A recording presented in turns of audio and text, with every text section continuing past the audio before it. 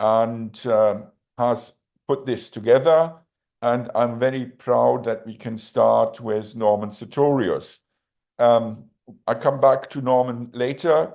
We have said that, the idea of this Global Psychiatric Association is to help people in countries which possibly have little access to training and who have, as I can say, a very different, sometimes different view from this Western view about mental health, which is very much focused on pharmacology. And we have a journal, which is Global Psychiatry Archives, and we have some published papers on this, which have not been published before, which focus on, let's say, flooding and other problems and other concerns which may affect mental health. So today we have a conference which is free.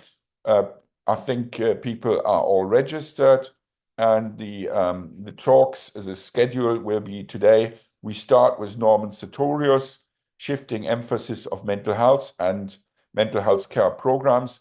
The second talk will be by Danuta Wasserman, and we have a Young Researchers Forum, which will be then by Surobhi Chatterjee, Student Mental Health Amid the Global Crisis, Haniya Syed, I hope I pronounce it correctly, Psychological Impacts of Climate Change Among Women Living in Deprived Coastal Communities of Bangladesh. And this is what I mean about having information and publications and discussions from areas we usually, or some people in the Western world, haven't heard enough. Then we have a talk later about digital mental health and e-mental health in the humanitarian sector. This is by Darya Ahmad, who is supporting the Global Psychiatric Association as a secretary. Then we have Vipul Janardan, Psychedelics and the Future, a comprehensive overview.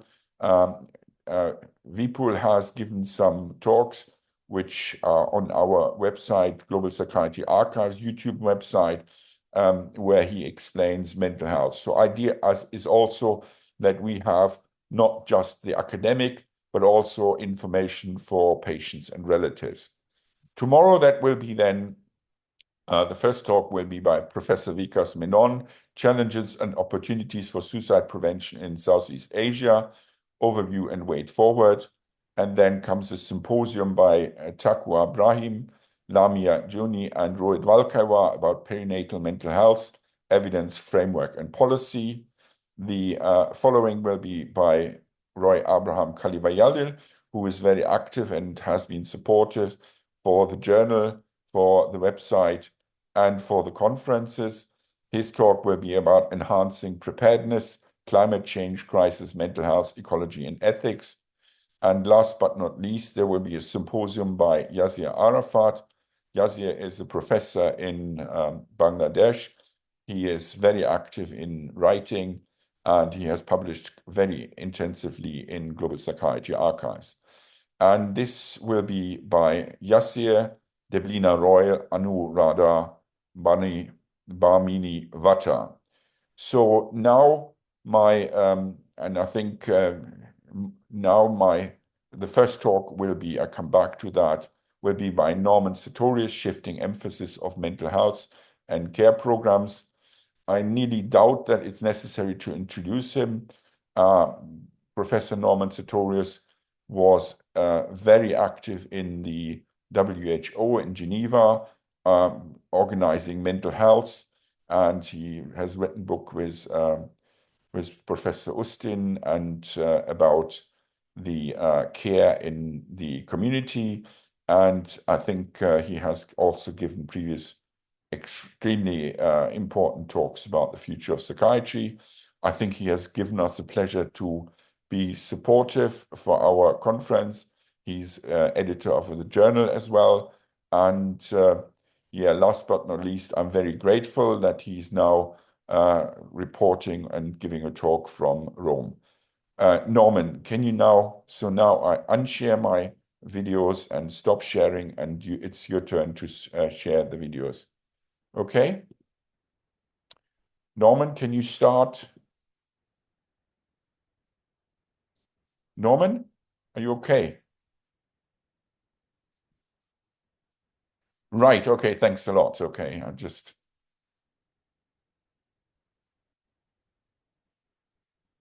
You have to switch on your...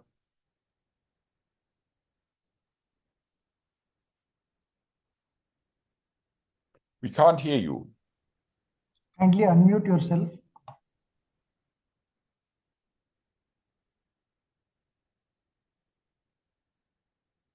Norman, can you unmute yourself? Or...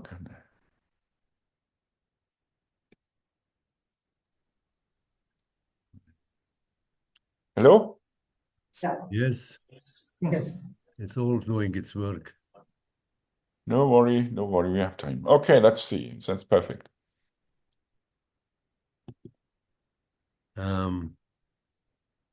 Yeah. All right.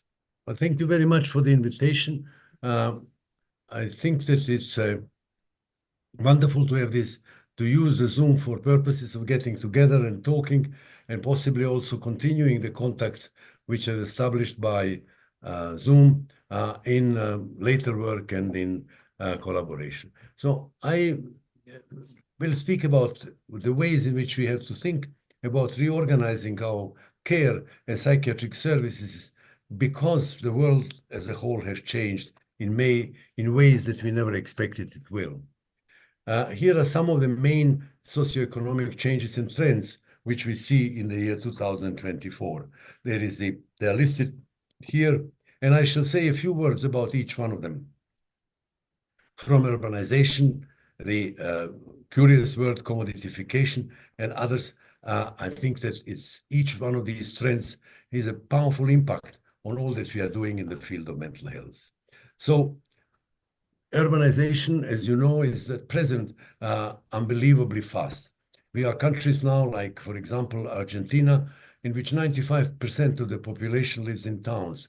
But what is more, it's not only that 95% lives in towns, but most of the people have moved to towns in the last 25 years, which means that there are large numbers of people who come to town, they don't know each other, they are living, trying to find a living on the ever more crowding surfaces of towns, with a rapid creation of slums and a almost complete vanishing of the communities which previously existed, which really, to a large extent, makes us think whether the principles of community care, which have been the principles which we tried to promote in the middle of the last century, whether they are at all possible. We see all sorts of symptoms of the problems which the disappearance of communities does support. For example, the increase of crime, the increase of drug use, the dependence on certain centralized services, but also with a very rapid growth of problems which we never had before, such as the problem of aloneness and loneliness. Aloneness being the fact that a person is left alone and has no contact with anybody who could look after him. And loneliness is really a feeling that people are not alone, that people are not connected. You take a town like London, 30% of all households are single-person households now, or you go to other countries and you find that it's even higher, the proportion. So bad it is that, for example, a country like Japan has now created a Ministry of Loneliness, which is a ministerial sector that is trying to find solutions both for loneliness, which is a sensitive feeling, and for aloneness, which is in fact that people are left alone without any contact or with any help from anybody. How bad it is? Well, it's bad. It's so bad that people are now starting legislating.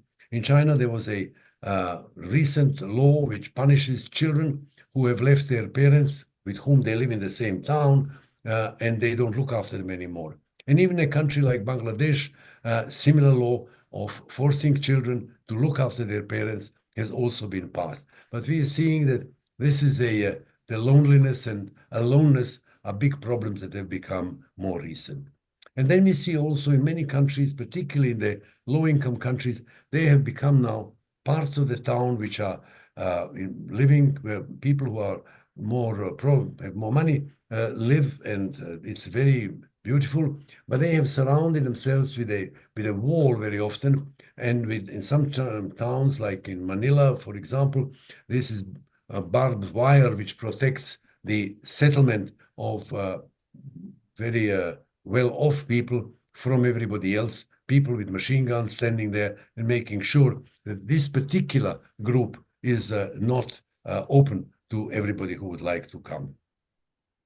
And I think that these fortresses of the richer people also bring another sense to the meaning of living together in the same setting. So urbanization is one of these problems. The next one is what has been called commoditification. It comes from a word commodity. It was first used by an officer of the World Bank. And it basically says that the time has come in which everything must be used as if it was a commodity, like sugar or iron or cotton. So that healthcare is also a commodity. You get as much as you pay for. And everything else becomes a commodity. Care for other people is a commodity. And of course, that means that the relationship in the way in which we are dealing with people and services have completely changed. All social relationships now have also been turned. How much do we make in terms of money if people talk to one another is the question that people will ask now. And I think that that notion that everything is can be bought or sold changes the way in which we are seeing health care, help to other people, and living together. And what is also worse, that unless you put a price tag on a particular thing, it just vanishes from the government programs and from everywhere else. And healthcare is also a commodity. How much do we get in order to, how much would it cost to achieve such and such a financial result, which becomes more important than whether people are feeling better, whether they are less plagued by their disease, or whether they are able to live and love their family. The commoditification is a dangerous trend, which unfortunately is present everywhere. The next trend is the one on fragmentation of labor and medicine. Fragmentation was first a term that has been used in France to describe the feeling which people had in factories, which had a running chains. That is, everybody was doing a particular task to contribute to the final production of a car, but nobody saw the car anymore as a whole. They were each doing a little piece. The labor as such has been fragmented. It's not like a person who produces shoes. He works for a while, and then he produces it, and in the end, he has a shoe to look at. Fragmentation of labor has led to the point that nobody has a feeling that he's produced anything. And that, of course, is a very significant contributor to the burnout feeling which people are describing. A recent survey of young psychiatrists in European countries has shown that about 50% of them have, in one form or another, signs of burnout. And when you ask them why, many of them say, well, we are just feeling that we are continue to contribute under very often very strenuous conditions, but we see no result as we would like to see it, because there is no personal responsibility and there is very little that can be done this way. Fragmentation of medicine is also going in another sense with a huge development of specialities and subspeciality. Now, it's understandable that there should be specialities because the knowledge has grown so much. And it's also understandable because high-skilled specialists are paid much better than those who are working in general care. But the point being, however, that as medicine is fragmented into pieces, not only are doctors at a higher risk of burning out, but at the same time also the care becomes incomparably more complicated and incomparably more complex. People have thought that maybe working with telemental health will help. Perhaps it does to an extent, but not completely. And the split into these various disciplines means that no doctor looks at the human being as a whole. They all look at their specific organ and specific speciality which they have. And if you have more than one illness, which most people in advanced age will have, it's very complicated to organize it because there are different doctors who are looking after different conditions. And the Americans have found a solution of employing yet another person who is called a care manager and who will take people from one doctor to another and from one service to another to help them to survive in this way if they have more than one illness. And of course, this is becoming very important because comorbidity is on a sharp increase. We have saved people from dying and they live a much extended life expectancy. But the new years which they have got are not healthy years. They are years which are very often full of disease and problems and suffering. So this was the third of these trends. Then we have the demographic change, which is important as well. We see that the number of elderly people are increasing. They have a huge amount of divorce in many countries of the world. And this change of partners does not only liberate the partners, it also leaves very profound traces in the upbringing of children. For some of them have maybe 2 or 3 mothers, if you wish, in the course of their growing up. And there is no stability in the family structure, which would inspire young people who grow in their situation to do something similar and to build a family of their own. And I think that the capacity of the family to withstand problems is significantly reduced by this sort of loose relations which exist in many places. We have also another change, demographic change, that so many people work out of their homes, which means that they cannot look at those members who are sick or disabled. And not only, in other words, is it impacting on the care and the cost of care, but also on the upbringing of children. And I think that these changes, both the instability of marriage and the increased rates of employment out of home for both parents, has significant impact on mental health of themselves and of those for whom they are supposed to look. And then there is another phenomenon which is perhaps less well known, which has now been described in various countries, which is being described as horizontalization, which basically means that people are horizontally connected. Adolescents speak to other adolescents, and they have a language and a talk which is more or less the same among adolescents, but it's not understood by their parents, nor is it understood by younger children. And equally so, within professions and within layers, the elderly people speak a language which only they understand. And the fact that this happens is not only breaking up the community, but it also means that knowledge which has previously been transmitted vertically from father, from grandfather, children, etc., is not being transmitted anymore. So that we are having a big problem of having to educate or bring knowledge which previously was transmitted very fluently within the chronological ladder. And of these, I think the development also contributes to make the older people quite lonely, because since the communication is horizontal, they get more and more lonely because their friends and relatives, etc., of their age, they die away. And so they stay very lonely without connection vertically to their families or to younger people in their place. Digitalization, people have been speaking about it with enthusiasm, thinking of how much it can improve medicine, increase the capacity to diagnose and to give us good answers. Unfortunately, also contributing to the dehumanization of medicine.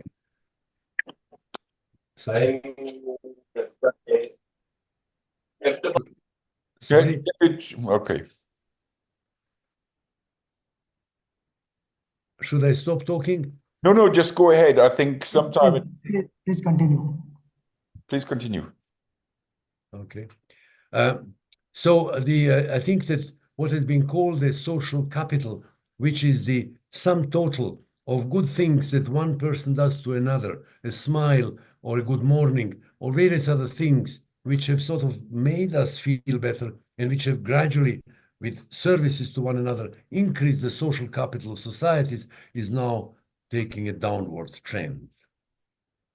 And then we should remember also that digitalization is not only knowledge, it is also the capacity to learn, so that elderly people have a little bit more difficulty to learn how to use the digital possibilities. And furthermore, it is also important to buy or pay for machines that will make digital communication better, and that is not necessarily available in many places, particularly in the area of healthcare. Now, here is a list which I think you would recognize. It's something that we have seen in any document in the 1980s. This is the kind of thing that we were worried about.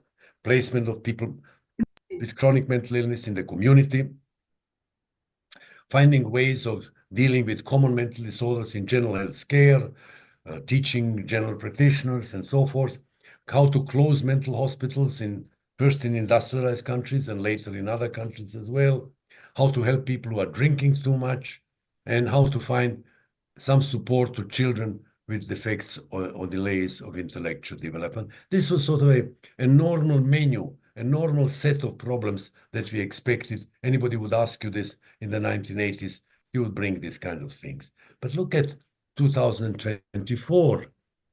Practically all of them have been surpassed in importance by other problems. And I'm listing some of those. The loneliness I mentioned already, the breakdown of carers. Carers of people who have mental illness have as much as 2 to 3 times more physical morbidity than the normal population, which does not have any care to anybody. Violence in schools and bullying in schools, crimes, adult crimes where children shoot their parents or other people or do terrible things to one another and to others.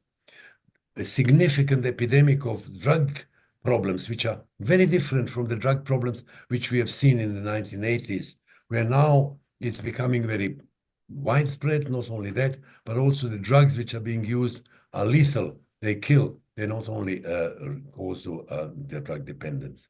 The burnout is described as the new epidemic at work.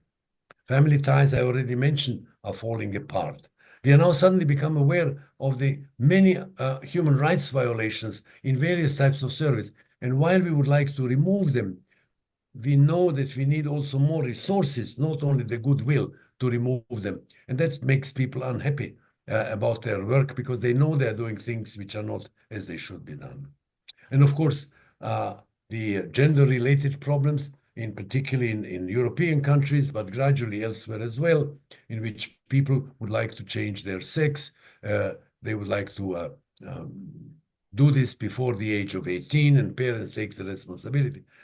It was unknown in the earlier times. And now, of course, some of the problems of the 1980s are still with us, but these kind of new problems are now preoccupying us much more.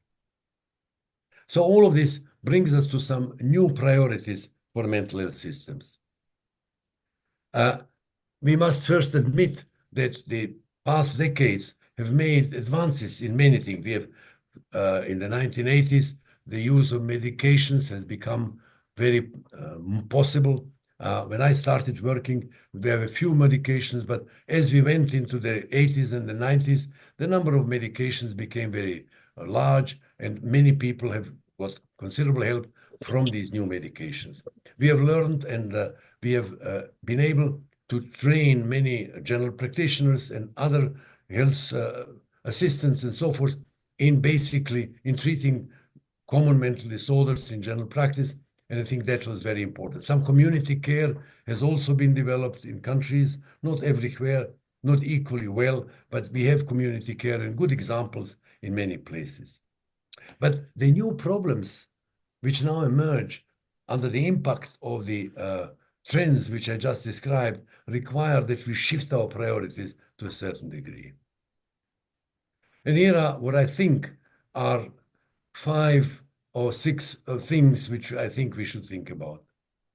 The first one is to consider to what an extent psychiatrists and other people in the field of mental health can become social activists, arguing that it is necessary to engage and bring other people to do the work for us. I'll give you an example or two in a moment.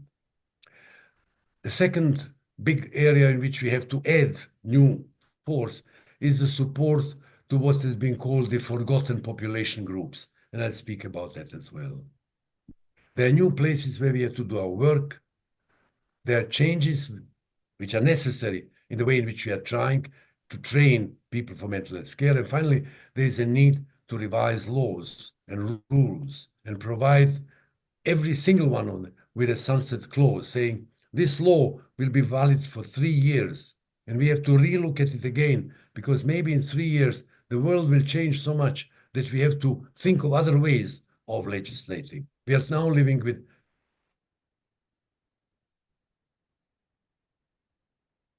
numerous very obsolete laws, which are more of a disturbance than a. So here's a few examples of what we could do when I speak about activism. One of the things that is necessary is to involve other systems, education, security, etc. For example, when we are working with social isolation and loneliness, we as psychiatry are chronically known as being separate from these other sectors, but we have to sort of walk towards this. We should think about in promoting in our contact with other people primary prevention. I'm just to give you one example, which is the example of iodine deficiency in pregnancy. We know that iodine deficiency will lead or highly increase the probability of cretinism in the child. Every year, there are about 4 to 5 million cretins which are born because their mothers have not been given iodine and not been told to take iodine or not been given iodine. It's one area in which the psychiatrist cannot go around distributing iodine, but in which his relation to the ministry and to other authorities, to general health care, must become such that say, like, we have these 6 or 7 diseases in the field of mental health, which can be reached by primary and by secondary prevention. Please do the following. Equally so, I think that we have to think about the inclusion of work against stigma as being a normal part, routine activity of our healthcare system, which we are not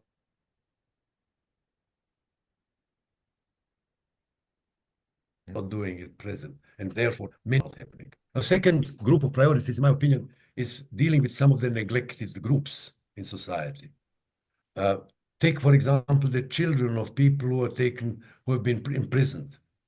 Who in our field has been giving any thought to helping them, to doing something about these children, or for children who have mentally ill parents, or for children who are maybe having parents who are suffering from some other difficult disease.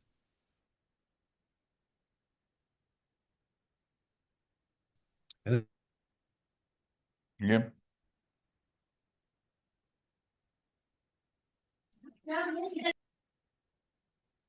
I think the notion that we have to think about, we can include the action to help carers. Why? Because they're breaking down. That's why. And they are dropping their people for whom they have to care because they can't do it. It's too much. And there are ways.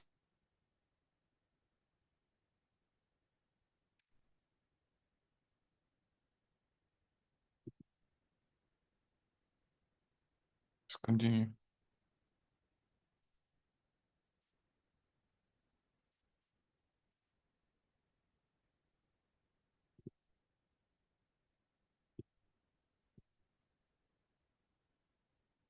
Please, Norman, continue. It seems to be a network issue.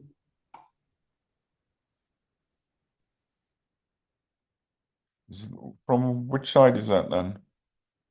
The screen is freezed, so it will start again. It will start again once the network becomes, yeah.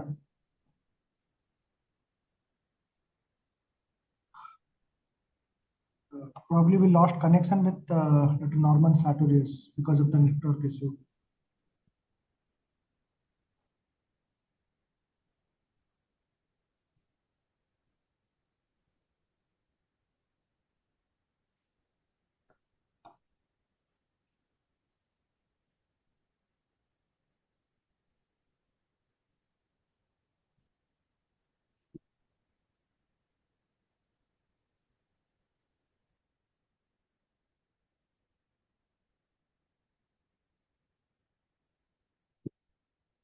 Hello, right? Yeah, how long? Yeah, bring it up as much as you can. You lost the slides. Yeah.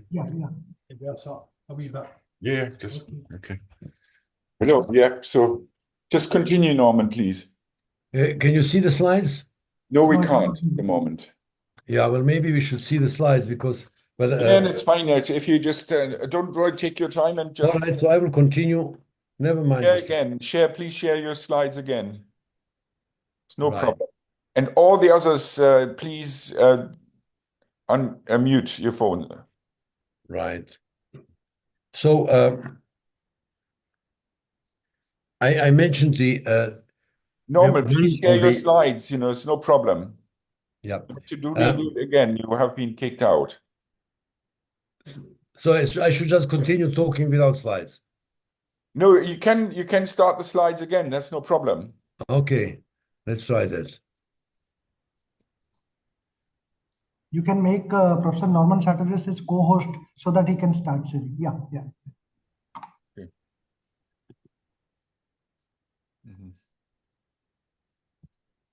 Okay. We can see your slides now. The slides are You back. can see them? Yeah. All right. So I said that if we want to help carers, not only should we give them some money, because wherever this has been done, it's been done with very good effect. After all, by liberating a bed in a hospital, there is some saving, and that saving should, in fact, in part, follow the patients, not stay in a hospital as it is. It's not always easy to achieve this, but when it is done, it's miraculously effective. We should express some respect for the work which the carers are doing. In some countries, for example, in the United Kingdom, there is an annual recognition of the best family that has been looking after people with mental illness. But there may be other ways in which we can recognize the work which they are doing. We should also invite them to come and teach medical students about the way of looking after people at home, because they know it, we don't. And I think it's very important to do this. And we should also try to listen to them when they talk to us about the way in which things could be done. And we should learn that carers are sometimes overburdened, and that if you have an overburdened carer who maybe looks after a demented father with very little money, with other problems in the family, if we load another mental patients into the family, the whole thing will break apart. But at present, in no country of the world is there a questionnaire that would say, let me assess the carer before I discharge the patient. I must see whether the carer has in fact too much on his shoulders before I can discharge yet another burden upon him.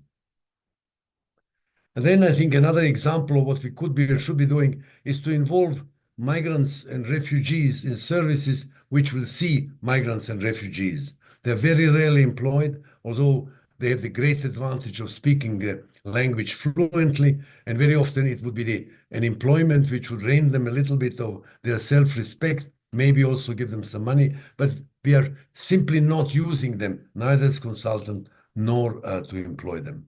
I've seen a number of them who are happy to work for free if you just invite them to come.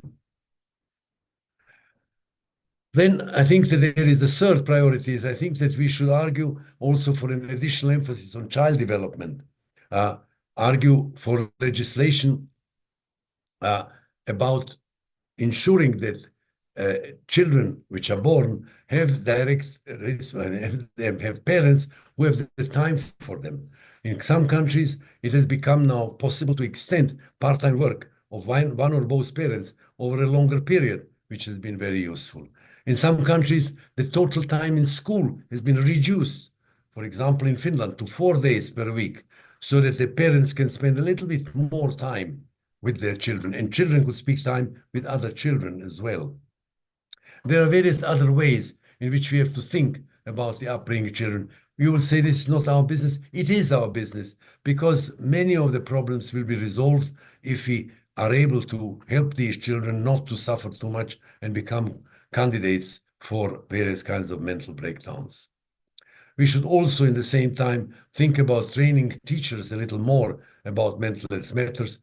I've recently done a survey in 16 countries, and I found that only 2 out of 16 have regular training in matters about mental health in their normal education. It's worth at least proposing it. And then, of course, the recent programs of safe spaces for adolescents have been extremely helpful and have been done in some countries with great effect, for example, in Australia. But I think maybe the safe spaces are not as luxurious and the Australian ones, but the ones that I've seen in operation in Kenya have been much simpler and simply allowed adolescents to come to speak maybe to another person who is a little bit more knowledgeable, a nurse or somebody, and to other people in a safe environment in which they can spend time. Many words have already been said about collaborative care. This might be an area where various kinds of digital help and could help to get a bit further in providing care to the epidemic of people with comorbidity, with more than one illness.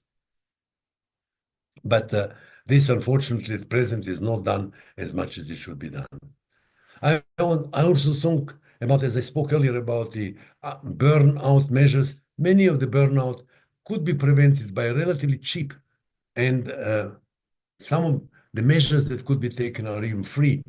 But it would need that a psychiatrist start thinking, can I do something there? And finds a little bit out of his daily time to help others to do something in this area. An area of care which I think requires direct influence of psychiatrists is perinatal care, not only because we can educate much better during the perinatal period than any other period in time, but also because there is a variety of problems that can be resolved if appropriate guidance is given to parents. I'm telling very often an example of a niece of mine who has adopted a child, and she expressed the wish to adopt a child. They said, all right, yes, you can adopt it, but you have to go to a course. So she went for the course. 6 months later, they learned them, and they adopted the child. And my question then was, how many of the mothers normally have 6 months training in order to be ready for the child when it comes? And perinatal care can, in addition to looking at the physical, look also after the mental health of both the mother and the father and the child if we give them appropriate guidance.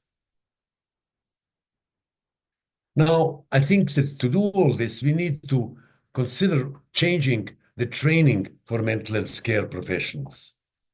The one that I think is of crucial importance is to introduce very significant amount of communication skills training as an obligatory part of training of health professionals. I see doctors today who do not know how to speak properly. Nobody has told them how to listen. And some of them have learned it, have the gift, but many of them are listened so poorly that their service and the time which they spend with the patient is not really helpful. And I think listening, talking, explaining, many of these things are in fact things that can be learned very well. These are skills which can be acquired if we give time for them to be done. We should also think about training doctors, nurses, lawyers, social workers for at least a part of their time together. Because not only will they have got the same things to learn, but in addition, by being trained together, they may respect one another later on when they get into jobs and when they work next to each other. And then there is one thing that has been recently been mentioned as well, and that is what has been called the escape route. Many people in the work, which particularly in our field, in field of mental health and psychiatry, etc., and after a certain while, they discover that it's not for them, that what they're doing, they neither gives them pleasure, nor they're doing it very well. But they stay because there is no place to go. And the notion that should be a part of thinking about the service system to create what one say other types of jobs which can be used as an escape route for people who are deeply dissatisfied is something that is very important to consider. Finally, I think that the legislation which we are having must be reviewed, and every single law that we now produce must have a sunset clause. We should not have any more laws which have no sunset clause.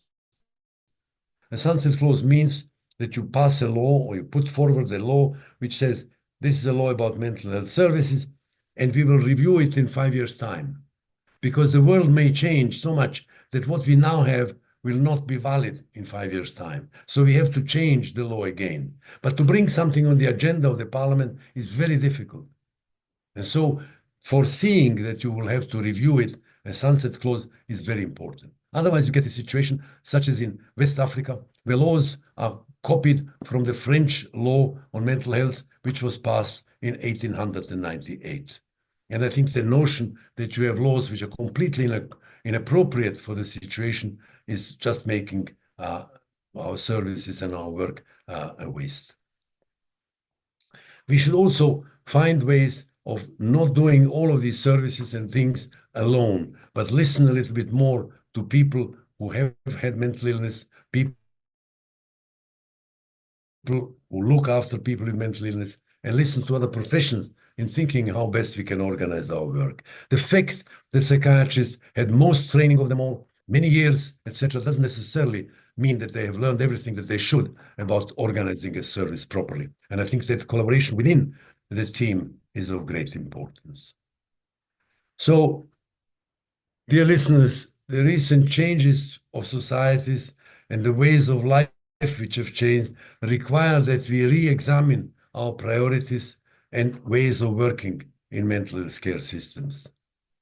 And this will not change because of governmental pressure. It will change if and when we are our priorities. We must examine what our work is at present and decide and then do something that would improve it, make it more appropriate to today's situation, make it more appropriate to the needs, not only of the patients and their families, but also the needs of professionals who work in this field. I thank you very much for your attention.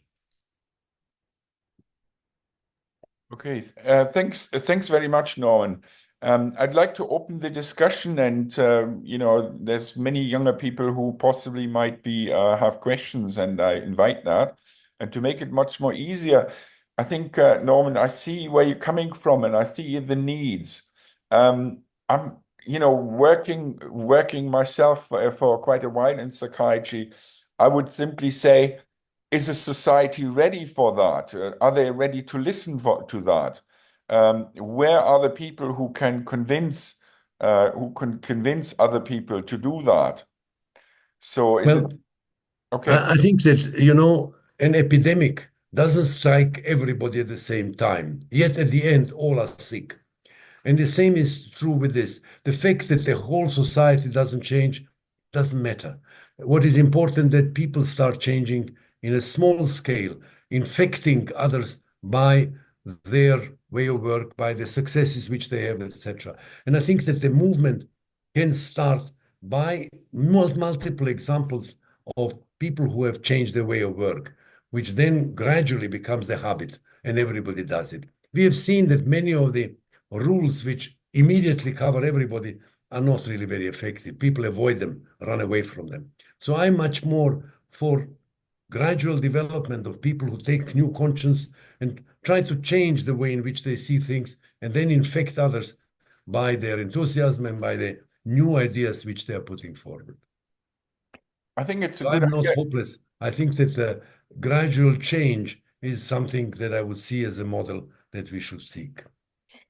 The thing is, my experience is that we are, as psychiatrists, more and more isolated very much into giving medication.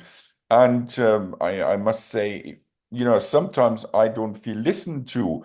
And I'm just, working in Britain now and, having just to prescribe medication and being the expert for clozapine and, even, so I think the roles, I think I think possibly we as psychiatrists have to not accept the roles corners that we are cornered into a very small slice, and I think this is I think we possibly, and this could be that we have more multidisciplinary teams, and I think this is more and more important than ever.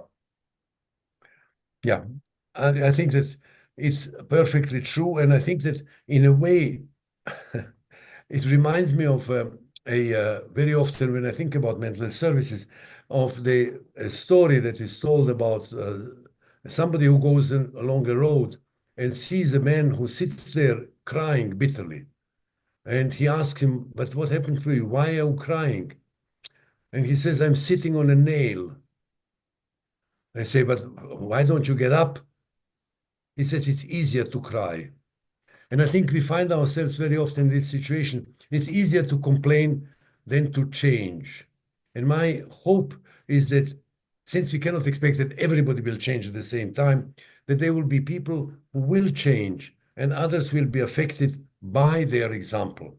Because I think that that is a much more likely way that things will happen, rather than expecting that the governments will suddenly spring and revise everything that we are doing.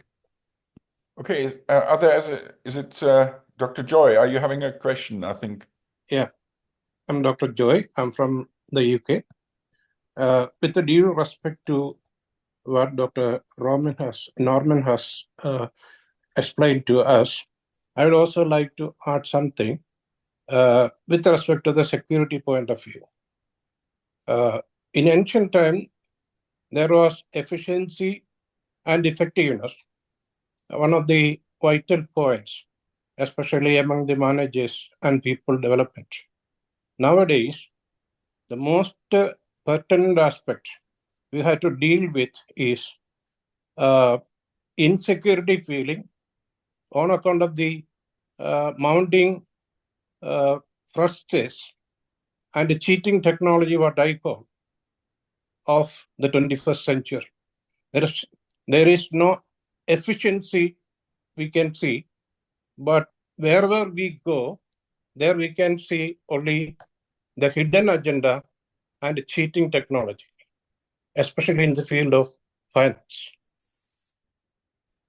So we have to include those aspects also into the changing scenario.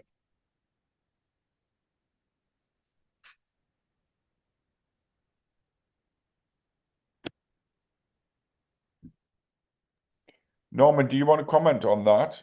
No, I think it's a very important point that has been raised, but it's a point. It's in addition to what I said, not don't need to continue on that. Okay, that's fair enough, Is there any other questions? If you have a question, you have to unmute yourself and you will come up straight away. Professor Norman, Dr. Sujit here. My question is, the mental health priorities are continuously changing and the priorities are different in different countries. But the policymakers, when they make a policy, it lasts for quite a long time. And the policy amendment or policy changes happen after a long time. By that time, a lot of changes happen so far as the mental health needs are concerned. So how to make a balance between the changing mental health priorities and the policies that are made by the governments? Well, there are two ways of thinking about change. The one way to think is here will be a Minister of Health, which is very bright, well-informed. He has been named minister, and he now says he calls for people to advise him, and they get advice, and they do a change. And sometimes that happens. It's a reform of services, and it's wonderful when you get a minister like that. But very often the ministers are not like that. They're preoccupied by their own career. They are full of prejudice of yesterday. They don't know anything. They don't want to listen to anybody. So it's very difficult to overcome their, I think, block by doing nothing. And that's why the answer which I gave a bit earlier, that's why I think that it's very important to start small and start on an individual level. Maybe, I do not know who the people are here who are currently attending, but if any one of them is a teacher of medical students, he might wish to change the students that he is teaching, not waiting to change their curriculum of medical schools. And my sense is that we must stop expecting that there will be a saving law which everything will change, and rather think of a gradual development of many of these ideas. Some things will require political action because, for example, there might be changes in the acceptance of the United Nations Convention on Rights of People with Disabilities. That has to be done from top to bottom. But for many other things, it is very important that people try things which they think are useful. If they work, they can infect others by their enthusiasm. And then today there is one who does this, tomorrow there are two, and gradually things change. The greatest philosopher of our times has been Mr. Kuhn, who in fact said that we are having a current paradigm of certain rules, regulations, relationships, etc. And to change the current paradigm, you cannot break it straight away, but it's being eroded by small changes that happen in many places. Eventually, the bad system, which we don't like, breaks down, and the new one emerges, combined and composed of the contributions of individuals. Yeah, can I ask you, so I still think, is a society, sometimes I think things change so quickly, like artificial intelligence. Can you really expect that people can follow this, or that the whole of the process of, let's say, a minister understanding things, needing the change and all this, what happens, to some extent, what you say, what changes is sometimes very, very fast, so fast, that we have children who have no guidelines anymore. We have children of people who have where the parents are crack addicts, and this, we have people where the parents die from fentanyl addiction. So I'm thinking about drugs. Things are coming very, very quickly, and is society, how can you speed up and then you get artificial intelligence? People are now going, people have money to go to the moon or fly around the earth, or maybe and that's the next holiday. So, I'll give you an example that I think replies partially to what you have said. There is a huge number of new things that happen. And for some of them, they could help us, but we are not using them very well. I remember many years ago, I went to Pakistan. And in Pakistan, I had to advise the ministerial office. So I was told that I would see the minister. I waited for quite a while to be in his office there. Finally, he saw me. He was thinking about 1,000 other things while I was talking to him, and I left very disappointed. But the colleague who was introducing me, who was in fact looking after me, he invited me to go and speak on television. And I spoke on television. I said the same thing on television as I did when I saw the minister. But suddenly there was a reaction because he listened to the television in the evening. He didn't listen to me in the office. So maybe we should think a little bit of coming into time in which we are and using some of these extraordinary tools and new developments that we have, because they might help us to get progress where previously this was not possible. Okay. Any other questions? I think there's none. I think, Norman, I'm really, really grateful for your support. I'm really grateful for your ideas, and I think I learned so much, and I have to change myself to be a better teacher now. So that's a bit of a tricky one. But anyway, I try my best, and maybe part of this, whatever Global Psychiatric Association stuff, is that we are more flexible in getting these ideas out. So yes, so thanks a lot, Norman, and thanks you so much. And do you want a final word? If not, I will possibly dash on and go to Danuta Wasserman's talk. Thank you very much for inviting me. And I think you're doing a wonderful work for people who made together like that and think about the future, which is very important. Thank you very much for inviting me. Okay, thanks so much. Okay, I will now try to share my screen again. Okay. I have to go. So the next talk will be about Danuta Wasserman, and she left us with a video which I have to bring up now.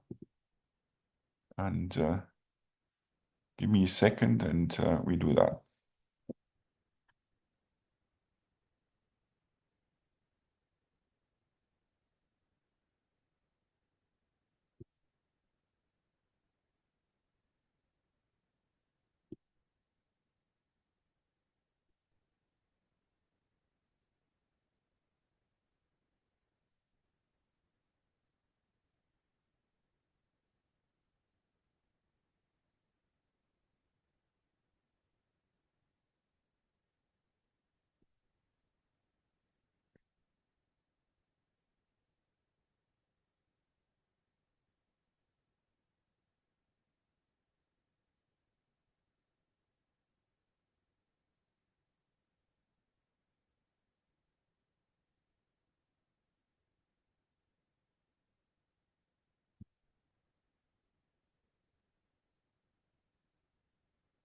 Right, I hope you can hear me, and I'm trying to start this video now.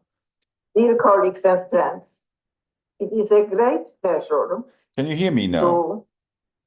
to welcome you.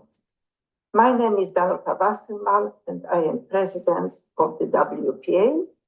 And in my everyday work, I am at Karolinska Institute in Stockholm, Sweden, and work with suicide prevention and mental health promotion. You probably know Karolinska Institute from awarding the Nobel Prize in Medicine or Physiology every year. My disclosure statement is that we have a company at Karolinska Institute which is working with mental health of young people.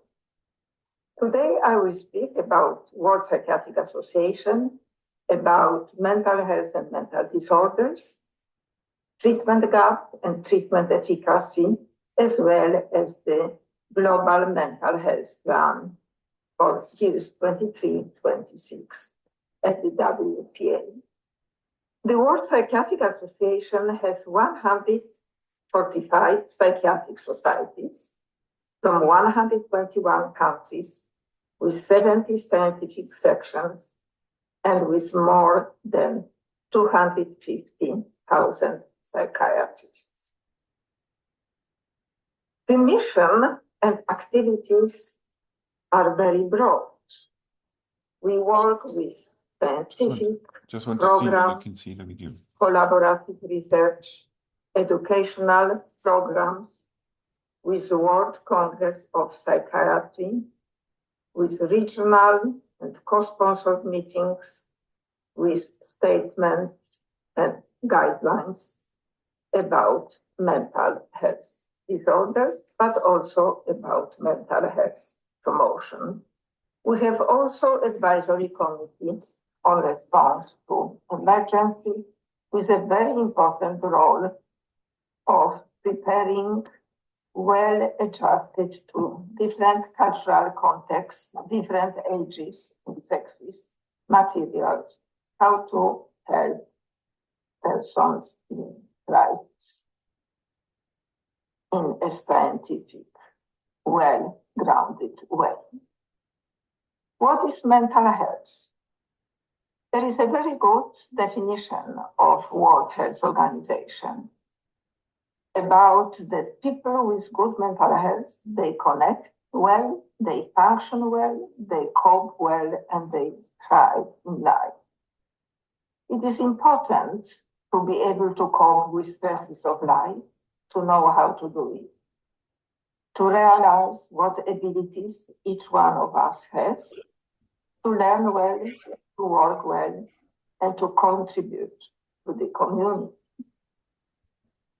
Global prevalence of mental disorders for adults is approximately 13% of global population is living with a mental disorder, mainly with depressive disorders or anxiety disorders. 47% of males, 52% of females, among approximately 970 million people in the world having mental disorders. Among children, there are 8% of children and 14% of the adolescents which live with a mental disorder. Global burden of mental disorders is very high also, especially depressive disorders alone are the second leading cause of global years lived with disability. People with severe mental health conditions die 10 to 20 years earlier than the general population, which is not just, and we must work for a better treatment and better health conditions. We know also that there is a very high comorbidity of mental and somatic diseases.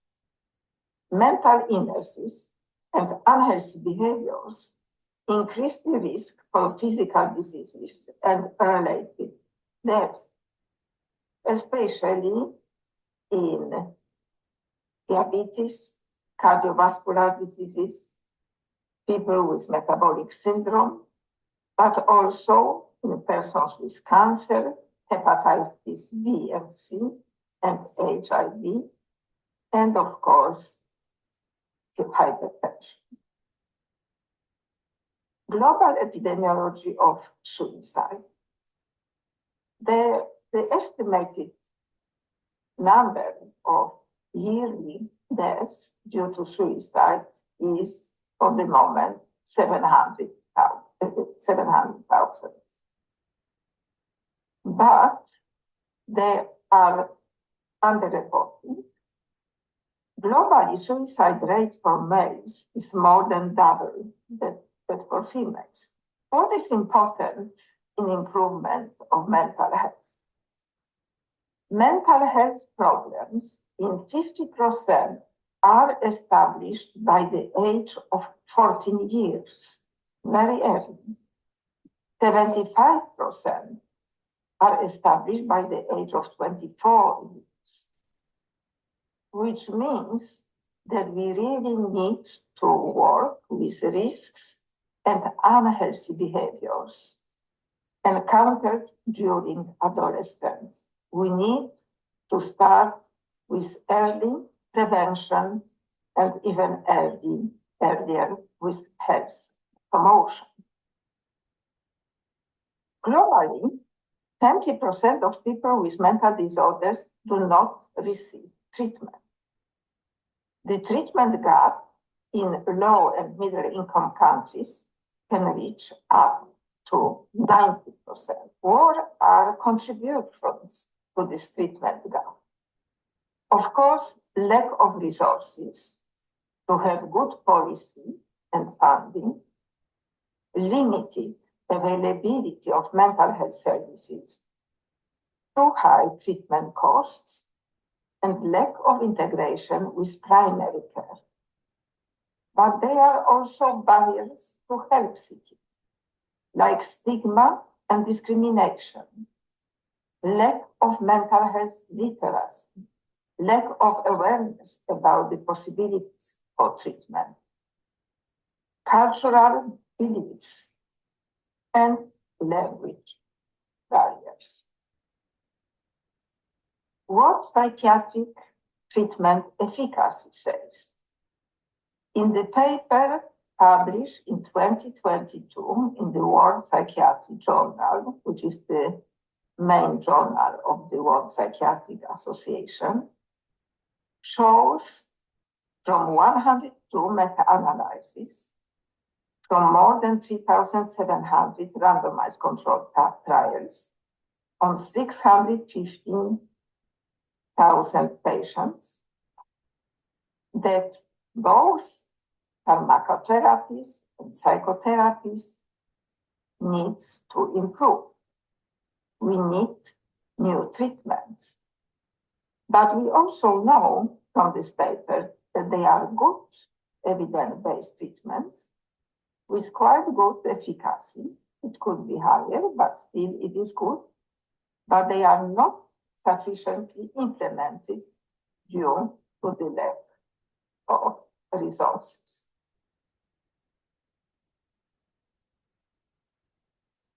What we need to do to achieve better mental health? We need, of course, implement those evidence-based therapies. And in my action plan for 23 to 26, we will have a specialist corner which will elucidate main psychiatric diagnoses for you clinicians, but also for other staff, with the angles from prevention, promotion of healthy lifestyles, ethical aspects, use of the digital medicine, how we can implement the therapies which we know work. We need also to work with mental health promotion, self-help, and adoption of healthy lifestyles. So in the WPA Global Mental Health Program, we will take into consideration all those aspects. This program is also built on the United Nations Mental Health Agenda and the General Agenda with 17 Sustainable Development Goals, where goal number 3 is about good health and well-being, goal number 4 about good quality of education, goal number 5 about gender equality, goal number 10 about reduced inequalities, and goal number 17, partnership for the goals, which means that we need to collaborate with all sectors in the society in order to increase awareness of mental health issues. To implement the work on treatment and prevention, of course, need to engage all of us. We need to communicate about what we would like to do. We need to implement good preventive and mental health promoting methods, and we need to evaluate.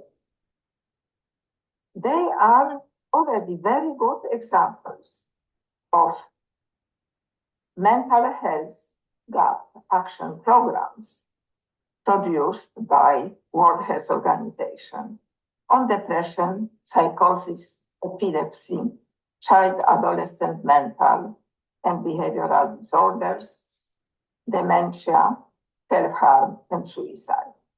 And my center produced those programs and guidelines, especially on self-harm and suicide.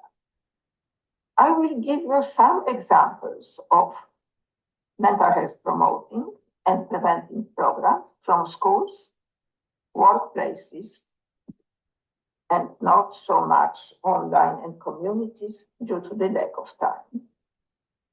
What is important in mental health promotion, as I mentioned before, to diminish lack of knowledge. We need to have better mental health literacy. We need to have better awareness and skills training, how to cope and how to improve our mental health. And we need also to work with screenings in different settings, in somatic medicine, in GP's practices, in the working places, but also in the school settings.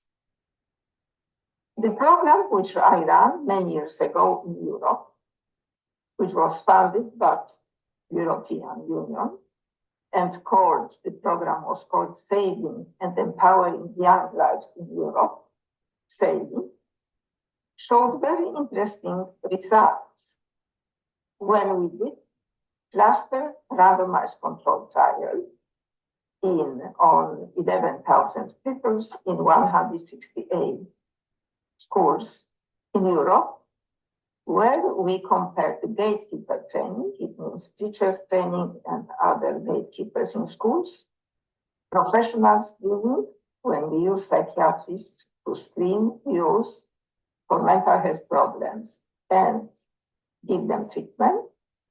Youth aware of mental health, which is called YAM, and which increases awareness among students and gives students tools how to cope and when to seek help, professional help.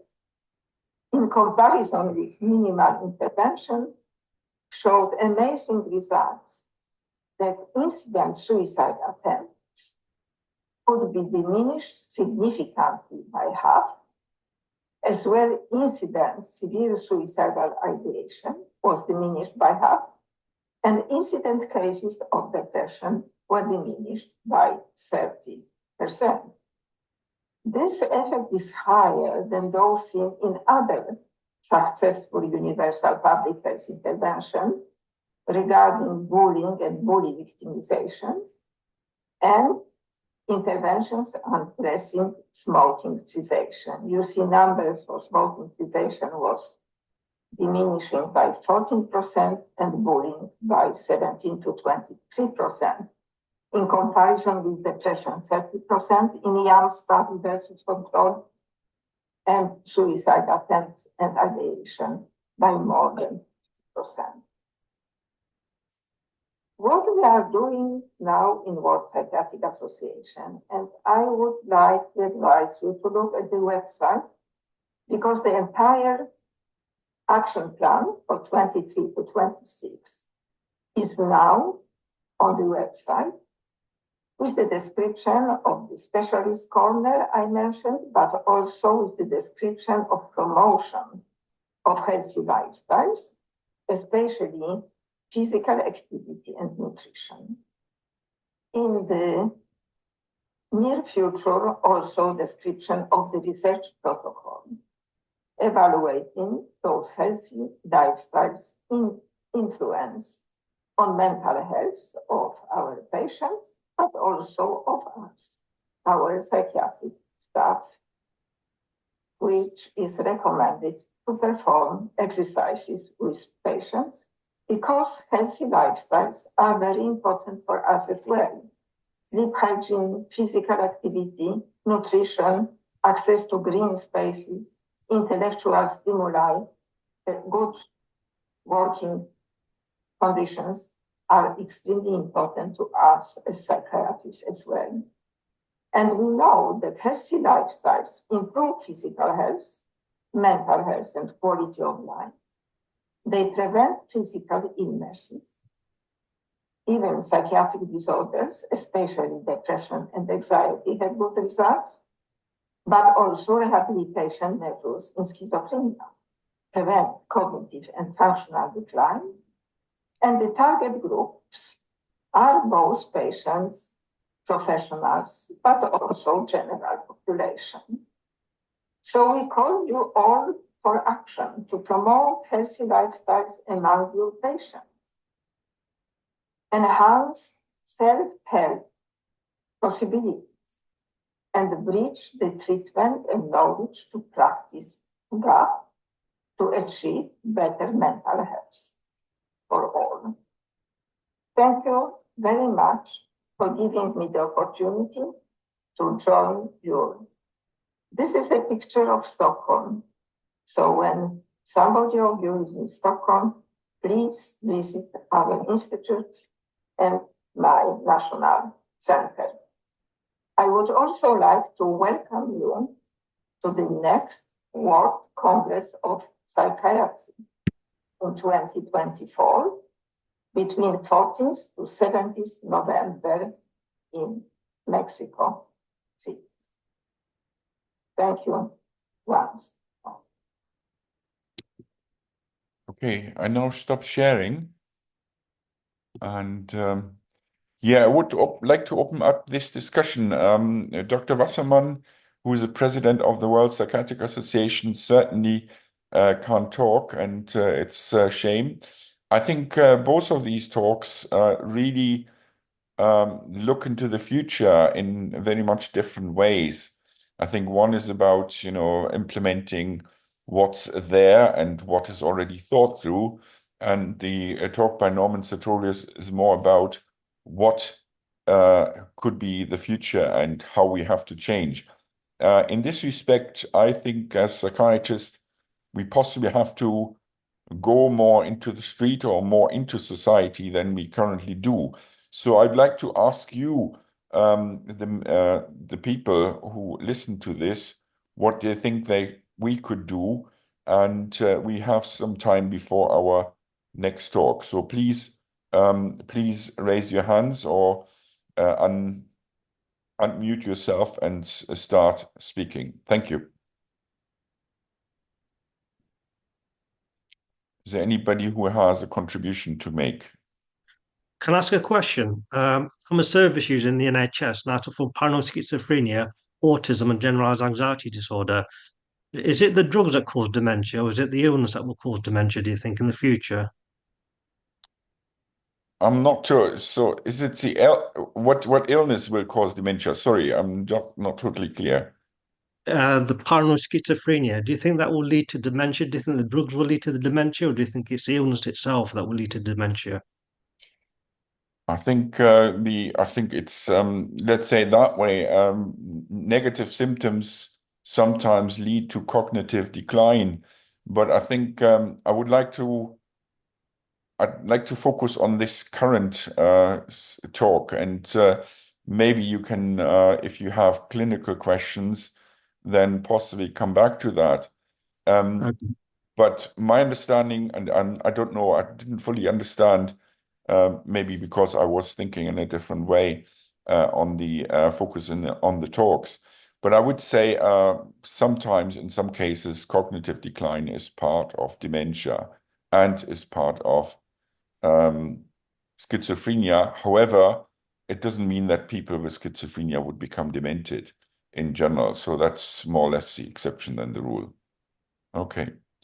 Anybody else who wanted to contribute to the talks or questions to the talks? Yeah, I just want to say the same thing. Like paranoid schizophrenia per se is not a potential risk factor for dementia. So it is quite evident that patients with paranoid schizophrenia, when the illness progresses, they develop some amount of cognitive deficits, and those deficits over a period of time get stabilized. So stable cognitive deficits may happen, but exactly it is difficult to say that paranoid schizophrenia is a risk factor for dementia. But there are many other things, like suppose somebody who is having paranoid schizophrenia, because of the schizophrenia per se, cognitive deficits happen, but the psychotropic medications that are taken by the patient with schizophrenia, like olanzapine, risperidone, the second generation antipsychotics, they increase the risk of metabolic syndrome. They are vascular risk factors. So they increase the risk of vascular events, cerebrovascular events, which further increases the risk of cerebrovascular accident and subsequent cognitive decline. And the lifestyle related factors associated with schizophrenia. They have a very erratic eating habit. They are likely to have multiple nutritional deficiencies. So these are all potential factors which may attribute to cognitive decline in patients with schizophrenia. So it may cause some amount of cognitive deficit if the illness remains.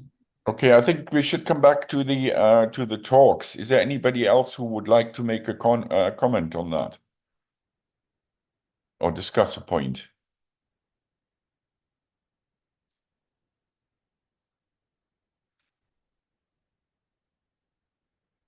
Okay, then I think we have. I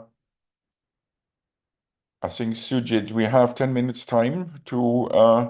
I just want to add one more thing. Dr. Danuta Wasserman was highlighting about the changing trends with respect to suicide. The prevalence of suicide is changing, and the mode of suicide is also changing in countries. If you remember, in the Southeast Asian region, particularly a decade back, the suicide prevalence was close to 50 per 1 lakh population in Sri Lanka. But and the poisoning was the most common mode of suicide in Sri Lanka. But subsequently, when the government initiated to ban the pesticide selling, the poisoning related suicide events drastically declined in Sri Lanka, and the suicide rate also declined significantly. Now it is somewhere close to 14 or 15 per 1 lakh population. So nearly one third reduction. The suicide rate reduced to one third. So regional policies, they significantly influence the suicide rate.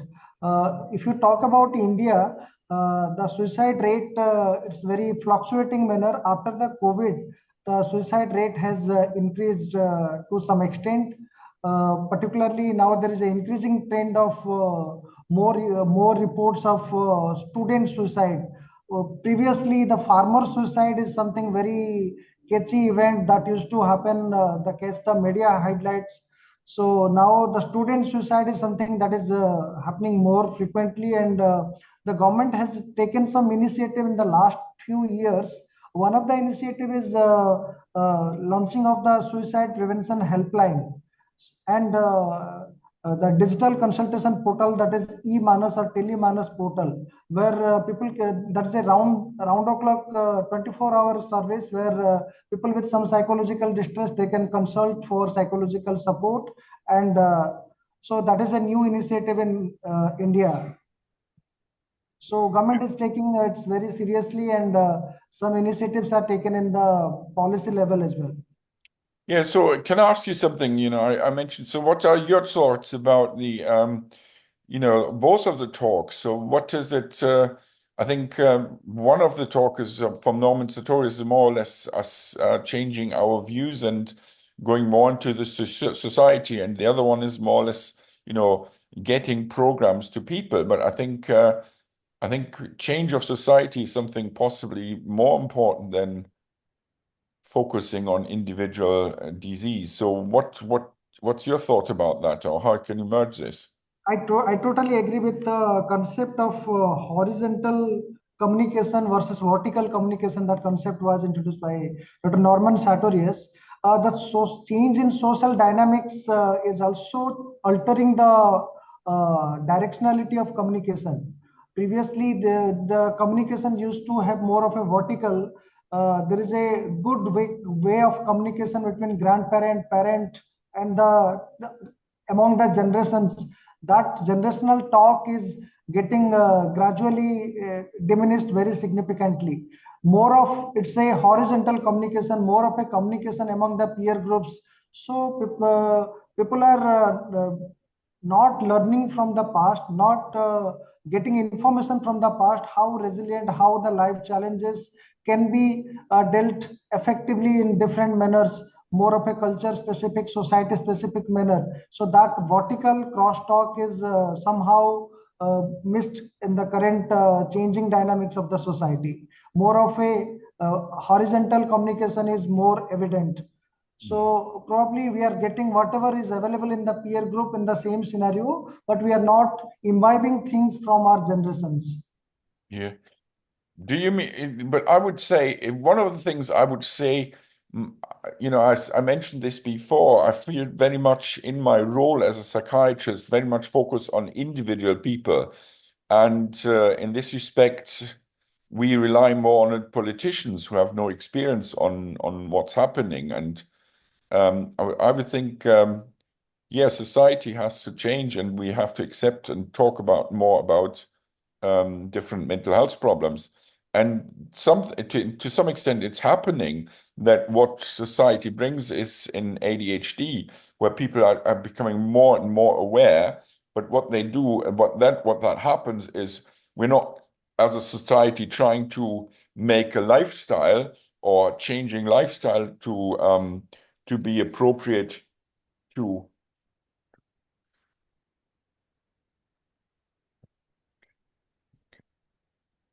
Sorry, I can't take this phone call.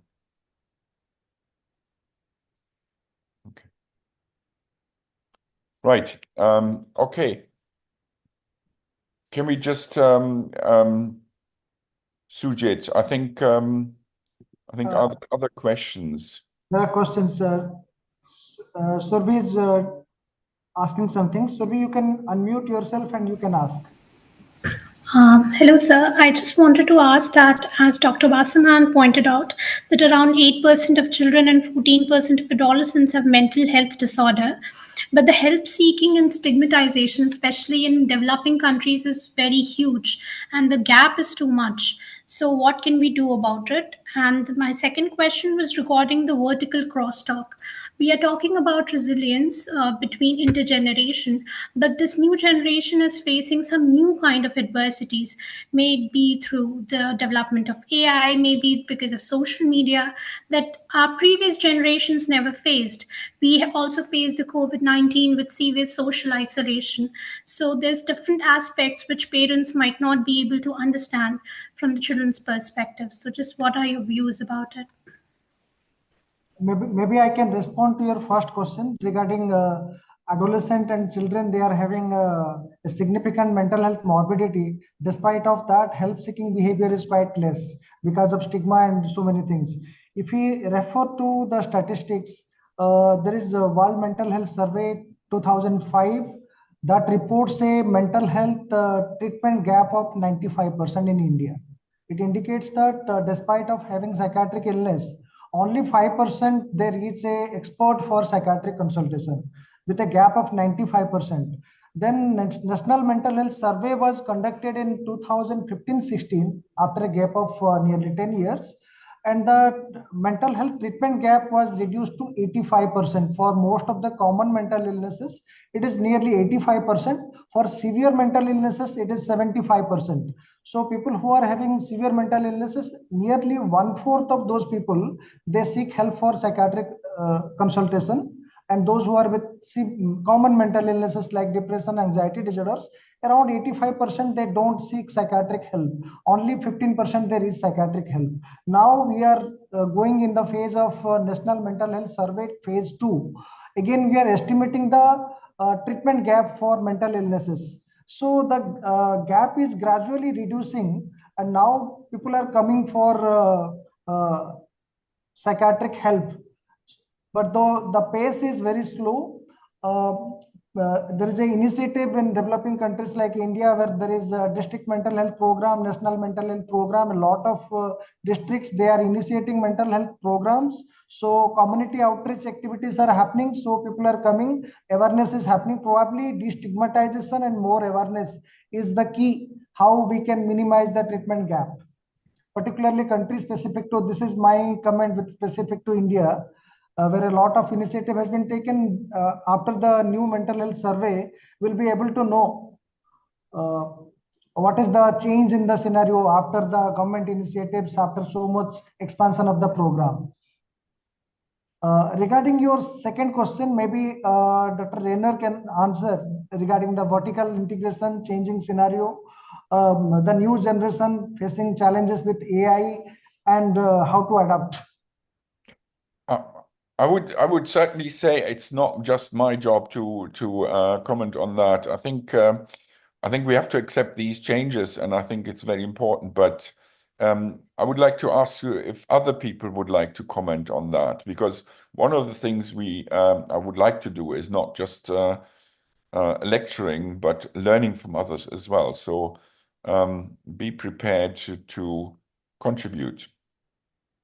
My understanding was in India, I thought the stigmatism was less in India than what it was in the UK for mental illnesses. I don't know. It's difficult to say. It's difficult to say. And India being a very huge country, the stigma in a metro city, stigma in a village are quite different.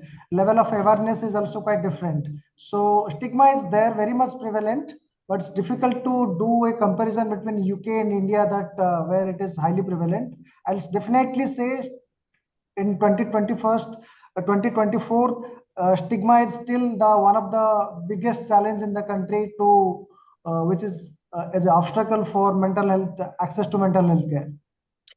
Maybe from the British view, I can say some people feel that if they have ADHD or autism spectrum disorder, they can explain part of their life. So I think sometimes people have some benefit and positive feeling about having a mental health problem. So sometimes, I think, like at some point in time, people were quite positive about being seen as bipolar. And this happens at the moment in ADHD and to some extent also with autism spectrum, to be seen as, and to be seen and to be accepted as someone who has specific skills. So, but I'm not saying that means this doesn't prevent from stigma. But I think the question is, when we see these talks, what is it, what we can learn from them?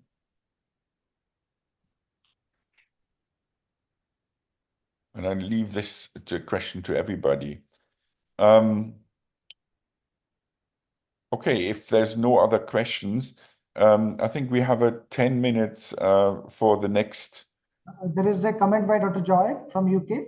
Dr. Joy, you can speak. You can unmute yourself, you can speak. Okay. Thank you. Thank you very much.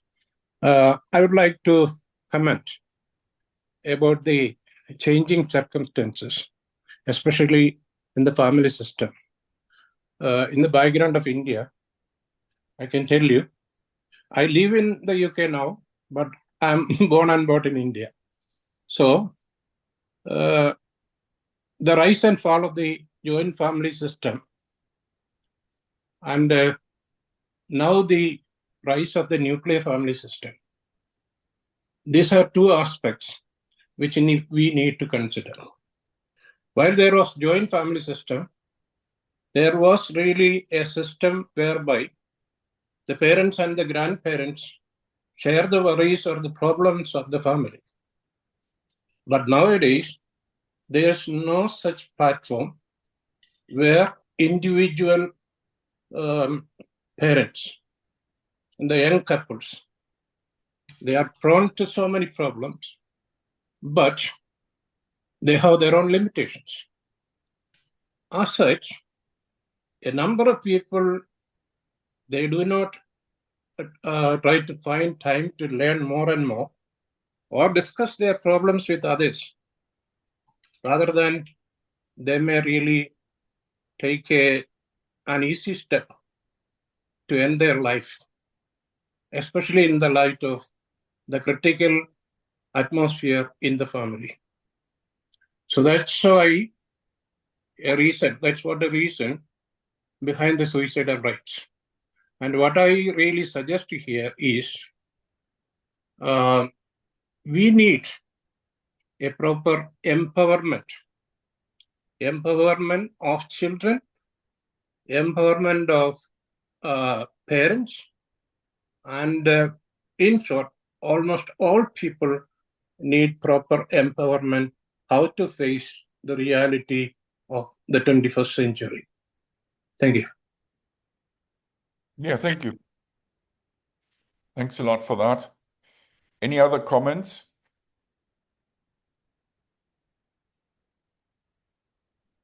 If not, we have I think a 5 minutes break for the next series of talks. This is correct, Sujit? Yeah. I can introduce the speakers and invite the chairperson for the next presentation, Dr. S.K. Singh. Maybe that can take 3-4 minutes. Then we can start by 7:40. That's fine, yeah. Yeah. You chair that, so I just keep myself muted, okay? Yeah. So good evening again. Now we will be having the presentation by the young researchers in the Young Researchers Forum of Global Psychiatric Association Conference. We have 2 speakers for this session, and the chairperson for this session will be Professor S.K. Singh, who is a professor of community medicine and public health at King George's Medical University, Lucknow, Uttar Pradesh, India. I will be introducing the 2 speakers. For the first speaker is Dr. Surobhi Chatterjee. Surobhi Chatterjee is a postgraduate trainee at AIIMS Mangalgiri from India, and she is having more than 30 publications to her credit. Largely her research work is mostly focused on students' mental health related issues. She did some research related to impact of social media use, internet use on students. She wrote some important concerns of medical graduates in India that is published in Lancet Southeast Asia. She is now is pursuing her psychiatry training at AIMS Mangalgiri. We'll have the second speaker. She is Haniya Syed. I will introduce the second speaker after the first presentation is over. I invite Professor S.K. Singh to introduce the topic and invite the first speaker for the presentation. Thank you, Dr. Sujit. I'm happy that you invited me as a chairperson for this session. So the first speaker to speak is Dr. Surobhi Chatterjee. She is PG from AIMS Mangalgiri, and her topic is Students' Mental Health Among Global Crises. I kindly invite Dr. Surobhi Chatterjee to start her presentation.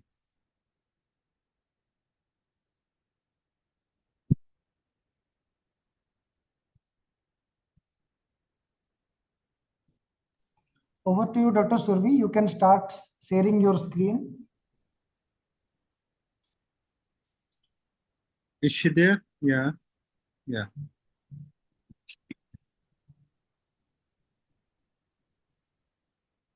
You can make the screen, your slides are visible. You can make it full screen mode.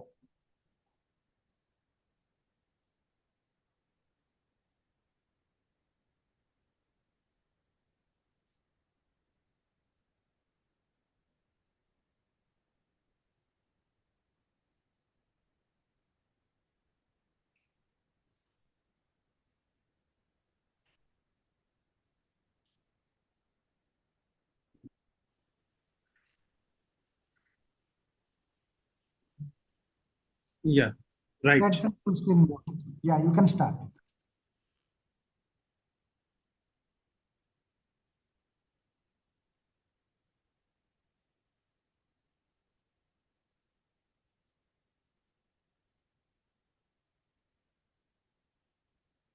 Dr. Surbi, everything is okay. You can start your presentation. Are you getting our voice? Kindly unmute yourself and start presentation.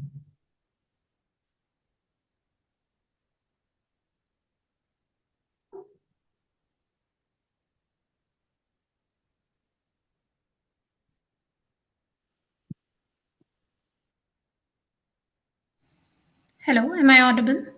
Yeah, you are audible. Okay, so hello everyone. Thank you for joining me to the 4th annual conference of Global Psychiatric Association, the Young Researcher Forum. I'm really thankful for the opportunity. So my name is Dr. Surobhi Chatterjee. I'm a first-year postgraduate in psychiatry from AIMS, and I'll be talking about the student mental health amid the global crisis. So when we talk about crisis, there are several ways of looking at it. Particularly pertaining to my topic, we'll be first focusing upon wars. When we talk about wars, we usually focus upon the physical warfare that most of us are aware of. But wars can be defined in various ways. It can be in terms of scale, like the global wars, which are fought over different countries across different continents, like we had the World War I and World War II. It can be in the basis of regions which are concentrated around specific countries, like the Middle Eastern conflicts that we faced, specifically the ones between Israel, Iran that we are even facing today. Then the civil wars, which are usually internal conflicts which happen within a country, like the Sri Lankan civil war. It can be in terms of methodology, the conventional warfare, which are usually by using the cavalry, the infantry, the regular army troops, and the traditional battles. One of the common examples that we give is the world wars. Then the next is the guerrilla warfare, which is usually a form of asymmetrical warfare, which is usually taken part by small groups. like the Vietnam War, where we saw that usually the people who live in specific, particularly geographical terrains, like the Vietnam War, where the people of Vietnam fought and fought extensively over the enormous troops of America and led it to victory. Then we have a new kind of warfare that is emerging these days called as the cyber warfare, where the war does not happen in terms of the physical realm that we all are aware of, but rather it's a hijack into the cyberspace. It can be both state sponsored as well as non state sponsored hacking.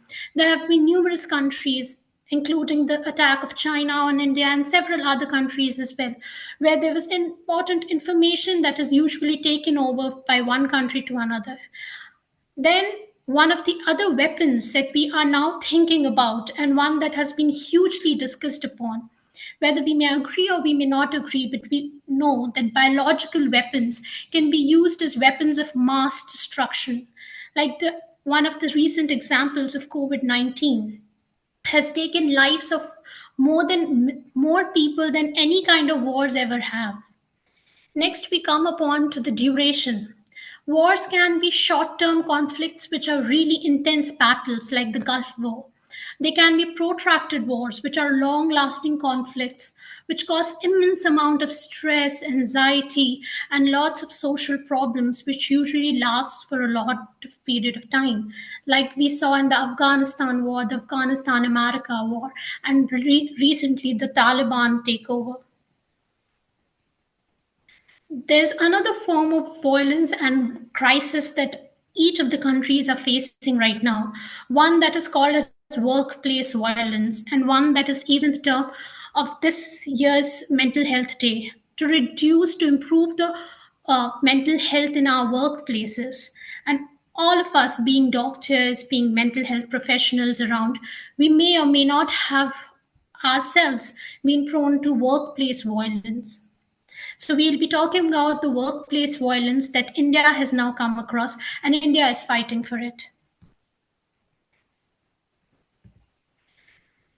While we talk about any war or crisis, on the basis of the nature of the harm, we usually only tend to look at the direct harm any war causes, the direct effects of the people, the direct casualties, people, the troops, the civilians who were directly afflicted by the effects of the war. What we often overlook is the indirect harm that these warfares cause. The indirect harm usually have a very protracted and longer course, and they impair your action, your coping strategies, your future learning opportunities, along with having economic deprivation. So if we look overall at the traumatization or the victimization pattern, we can see that direct victimization usually affects people who are direct participants. What we often overlook are the communities, which may not be directly involved, but of the neighboring countries, the neighboring ethnicities, the displaced populations, usually in a very higher range than the normal populations who were actually afflicted with the war. They even can be individuals who are not in direct conflict zones, but they are affected because of the displacement, because of turning migrants to another countries. The consequences of the direct victimization are often studied. We talk about the physical disability which affect people for lifelong. We even have so many veteran systems in different parts of the country where we help the veterans who have received physical disability and we work for their rehabilitation. There's one of the very important aspect of post-traumatic stress disorder that we usually focus upon while we are working with direct victims. As compared to that, indirect victims usually face the consequence of chronic poverty.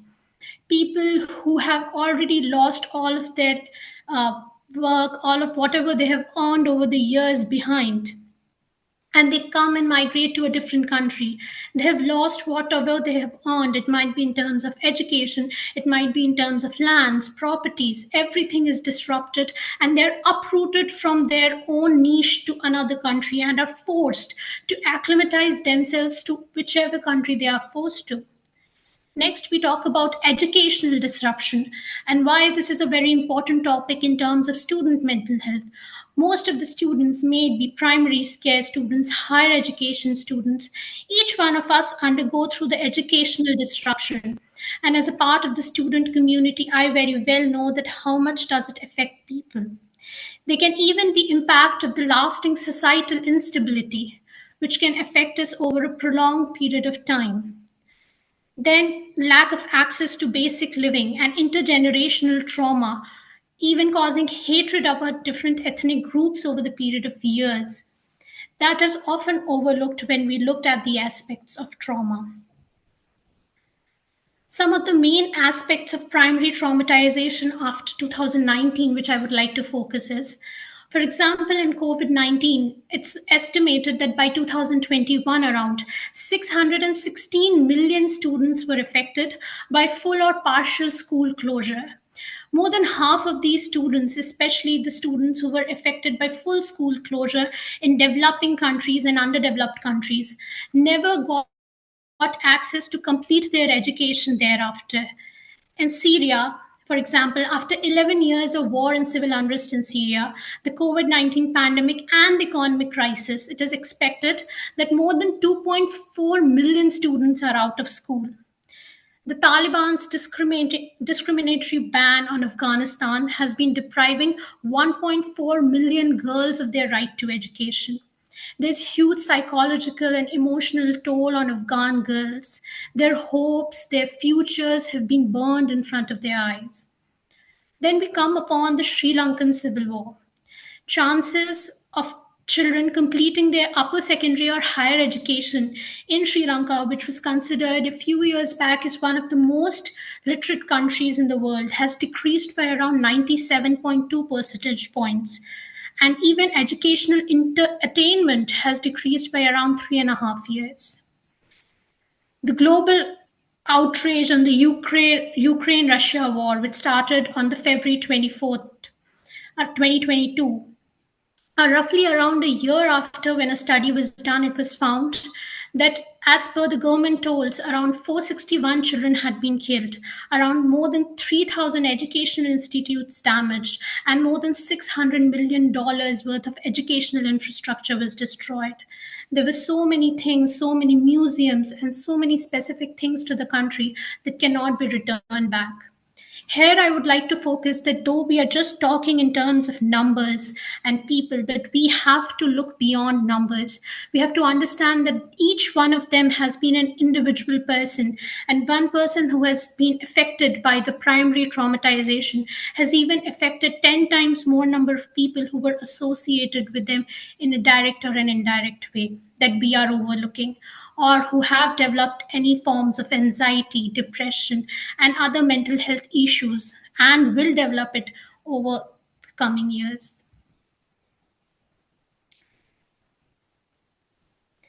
So this is an example of the whatever has happened over 1989. And as we can see that except Rwanda, most of the other countries, be it Ukraine, Nigeria, Ethiopia, there has been an uprise from 2020 to 2023 in the number of deaths that has happened due to the armed conflicts.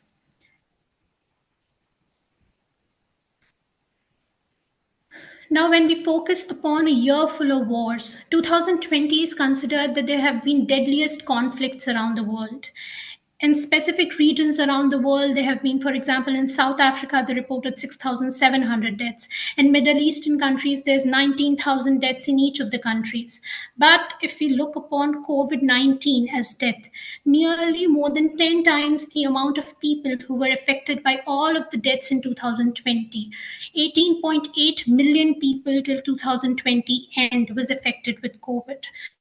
Understand that what can be the implication if biological weapons are used here and then after. Now we look about each of the important crises and why they are very important and how they are distinguished from each other. First, we look little speaker. First, we look about Afghanistan. The Afghanistan, the girls and women education. So currently, if we see in the infographic, we can see that around 80% of school-aged Afghan girls and young women, which total about 2.5 million people, are out of school as per the UNESCO. The Taliban's decision to keep the schools shut have reversed all the gains that Afghanistan had acquired over the past 20 years. And this can be compared to the pre-2001 era, when more than half of the population of Afghanistan, especially women, could not even learn to understand and write their own names. Primary education, if we compare primary, lower secondary and upper secondary education, we can see that the immense impact on upper secondary education. Females after 2001 were gradually trying to learn and trying to get into superior positions, trying to get into basic education and the access to a better future by at least getting into upper secondary classes. But all of this has been disrupted after 2020.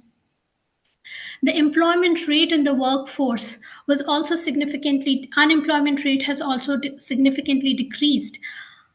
For female, it's 16.8% as compared to 10.5%. But as of now, we can see that more than half of the population, and sometimes nearly around 75% of the women's population, is out of the workforce. We'll first focus upon the Taliban's restriction. Since the Taliban took control in 2021, over its spread across 40 decrees, they have been issued restricting girls' access. They first started with limiting them in upper secondary and higher education, moved on to lower secondary, and finally they have restricted all forms of education for women. As of now, only 3% of Afghan girls have received secondary education, and most girls have been barred. There have been immense amount of university exclusion. Women have been excluded from all forms of higher education, which has limited their career prospects. And women who were on the verge of getting their degree have not been given their degrees. The prior gains that were made have been lost. The broader humanitarian crisis has often been overlooked, which is driven not just by the decreased amount of education in women, but which will increase the amount of ignorance, driven by poverty, conflict, which will exacerbate the difficulties in maintaining the access to education, because a woman who learns will also provide better education opportunities for her entire family. There have been immense teacher shortages as well, because most of the qualified female teachers have now been banned from working. So not just women, but also the men and boys have been severely affected because of the decreased teacher-student ratio. There has been an international community, including UNESCO, has condemned Taliban, but it has not caused any benefits till now.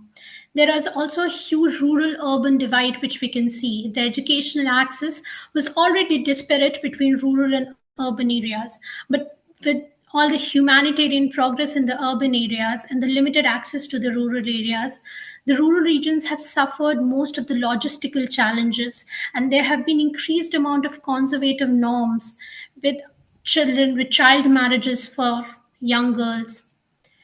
The psychological impact has been restricted. Most of the studies that were being done have been restricted to come out from the region due to heightened Taliban crime rates. So many journalists have not been able to publish their reports. They've not been able to tell what is the actual outcry of the people over there. Young girls and their families, they have all been torn out. There have been heightened amount of psychological distress that is expected. So if we see over the timeline, we can see that how after Taliban, once it started with gender segregated rooms, then it moved on to asking women to stay at home. Then parks, gyms were made unavailable. Finally, it was made unavailable for women to work in gyms and in NGOs as well. University attendance was prohibited from December 2021 onwards. And as of 2023, it has been more rigid, more conservative. The Islamic hijab has been made mandatory. So female doctors and health workers are asked to cover their faces with masks and observe the complete Islamic hijab at all times, even during surgical procedures. This has been taken from one of the studies that was done by Syed Hussain Aghalemi et al. In 2024, which was titled, "I Felt My Life's Achievements Burning Before My Eyes: The Impact of the Taliban's Ban on Female Education and on Afghan Female Students." The findings of the study indicated that most of the Afghan female students perceived that their decree by the Taliban was an ideological attempt to introduce gender-based discrimination. And the psychological complications for Afghan female students include around 80% of anxiety, depression, despair, isolation, and loneliness. And mind you, all of these students are actually studying right now in China universities.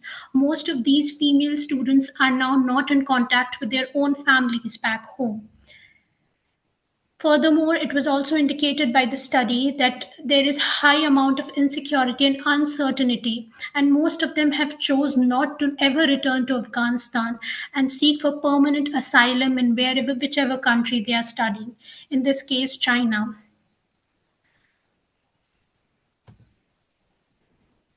We can see that in 1960s, this was one of the pictures that had went actually very famous. The 1960s shows a much famous and much modern Afghanistan as compared to the 2020s.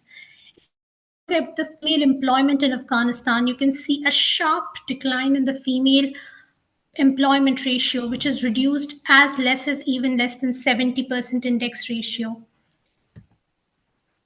Now, the cost of taking away the girls' education. Apart from just the number of girls who are out of secondary education, it has even costed the Afghan economy around $5.4 billion because girls can't complete their secondary education and enter the job market, which is roughly around 26.8% of Afghan's GDP. If we compare, in 2004, only 6%, and we can see that just in 14 years, there was around 6 times increase in the amount of enrollment and the amount that these females were contributing.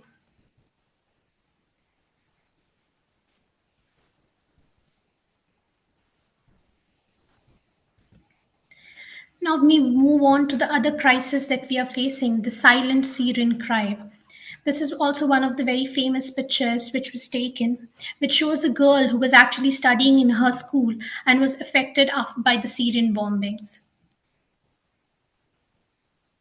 So if we see in Syria as well, there's widespread trauma among children and adolescents. Around 5 million children have been affected by the conflict. There has been immense amount of anxiety and depression, as heightened as even 40% of anxiety and depression reported among young children. There's also high incidence of PTSD. Around 50% of Syrian refugee children in their host countries are said to have PTSD because of the direct exposure to the immense amount of violence they have faced over the conjuring 11 years. Education has been disrupted for most of the people, most of the educational institutions, and the books have already been burned. There's already 2.4 million children for whom the education will never be provided, and they'll always be uprooted. There's also an increase in the suicide. Reports have indicated that suicide rates among Syrian youth living in refugee camps are one of the highest in the entire refugee community. Roughly 1 in 5 Syrians, especially students, have experienced mental health disorders such as depression and anxiety, and they feel the need for people to come across and help them because there is not enough resources in their country and in their refugee camps to address the mental health crisis. The prolonged exposure to toxic stress has even disrupted neurodevelopment in children. There has been long-term intellectual disability, cognitive and emotional difficulties in these students. There is also an increase in the school dropouts in Syrian children. The resilience and coping interventions have been tried even by the WHO, the UNICEF, and by the doctor support group to integrate mental health support in their educational system, but most of it has been limited to a very small group.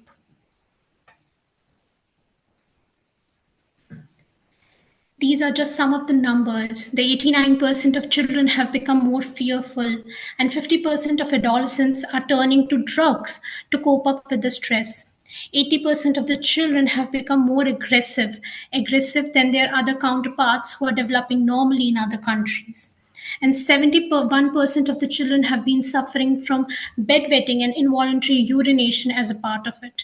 Even young children, as much as 48%, have lost the ability to speak and have developed serious impediments as a result of the ongoing Syria's war.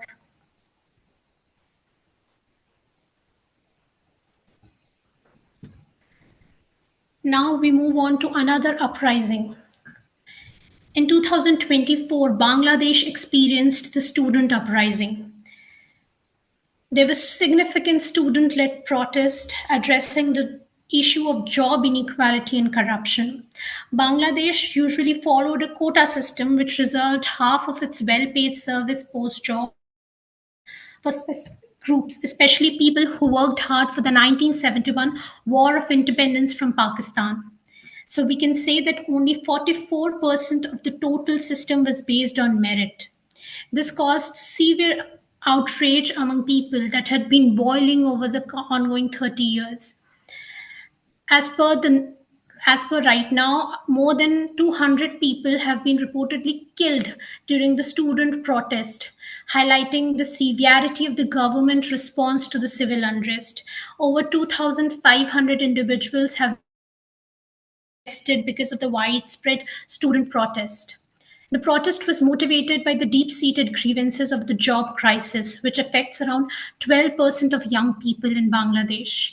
Bangladesh, being one of the developing countries, has one of the largest population of people aged between 15 to 29 years, and less jobs for them meant that they were going to face severe crisis, both physically as well as mental health-wise. The job benefited only a small percentage of the population, the freedom fighters, which led to resentment.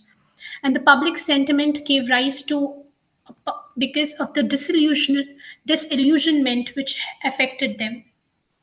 It was led by the ruling Awami League government, and many believed that it was entrenched both in corruption as well as in nepotism, which drove out the working prime minister of the country. There was immense amount of youth population, which indicated a shift in the political engagement, because we could see that more and more younger generations were trying to reclaim their voice in the political landscape. The political dynamics saw an unprecedented rise because students from diverse backgrounds from the very first time were coming together and fighting against the authoritarian governance. The government in place deployed heavy military and used heavy-handed tactics, which underscored the severity of the political crisis. Despite the notable economic growth in Bangladesh, the growing inequality led to around 37% of depression. Most of it is because of unemployment in the country's youth, aged between 15 to 29. The future implications could change the political landscape and could further shift the power dynamics. These are some of the pictures of the violent student protests and how the military was employed. Now we move on to work upon the civil unrest in Sri Lanka and the effect of the civil war. The civil war in Sri Lanka has seen multiple civil wars over the ongoing past 50 years. The current political turmoil post-civil war was after the end of 2009. The instability had already been there, but it severely increased after the effect of COVID, and the instability has still continued into 2024.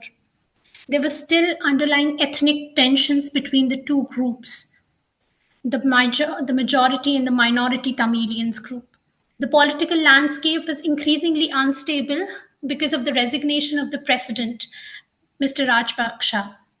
The economic challenges that Sri Lanka faced was a severe crisis in 2021. Around 75% of the households reported a reduction in their income, affecting their educational expenses. Even the Sri Lankan currency faced depravity and it had to ask for multiple loans, India being one of the countries that provided one of the major amounts of money to help Sri Lanka. The mental health crisis increased among students. Most of the students working in higher education, their university education was stopped or they cannot continue because the normal ongoing activities of daily living were severely impaired by the civil unrest. There was a rise in anxiety, depression, and even suicidal ideation, particularly among those who were directly affected by the protest and had lost their loved ones. Human rights abuses were documented during the protest, including both police brutality and the arbitrary arrests. There was immense amount of fear among students. Their academic performance was impaired. It is notable to say that around 40% of healthcare professionals have already left the country as a result of the civil unrest. There was also disruption of the educational institutions, leading to significant learning losses. There's increased amount of migration trends now among young people. Most of the Sri Lankans are seeing opportunities overseas, and the amount of young population remaining in Sri Lanka is significantly less. The government's response to dissent has been by imposing curfews and increasing the amount of normal everyday items. They have also limited freedom. So, as a response to that, several civil society organizations and student groups have come up. They have become increasingly vocal in advocating for their rights and needs. And that has played a crucial role in mobilizing the protest. The constant exposure to the political violence and economic despair has resulted in long-term psychological aspects, including PTSD and intergenerational trauma among people who belong to the minority community. There's an immense need for political stability and an immense need for the entire world to intervene for betterment of Sri Lanka.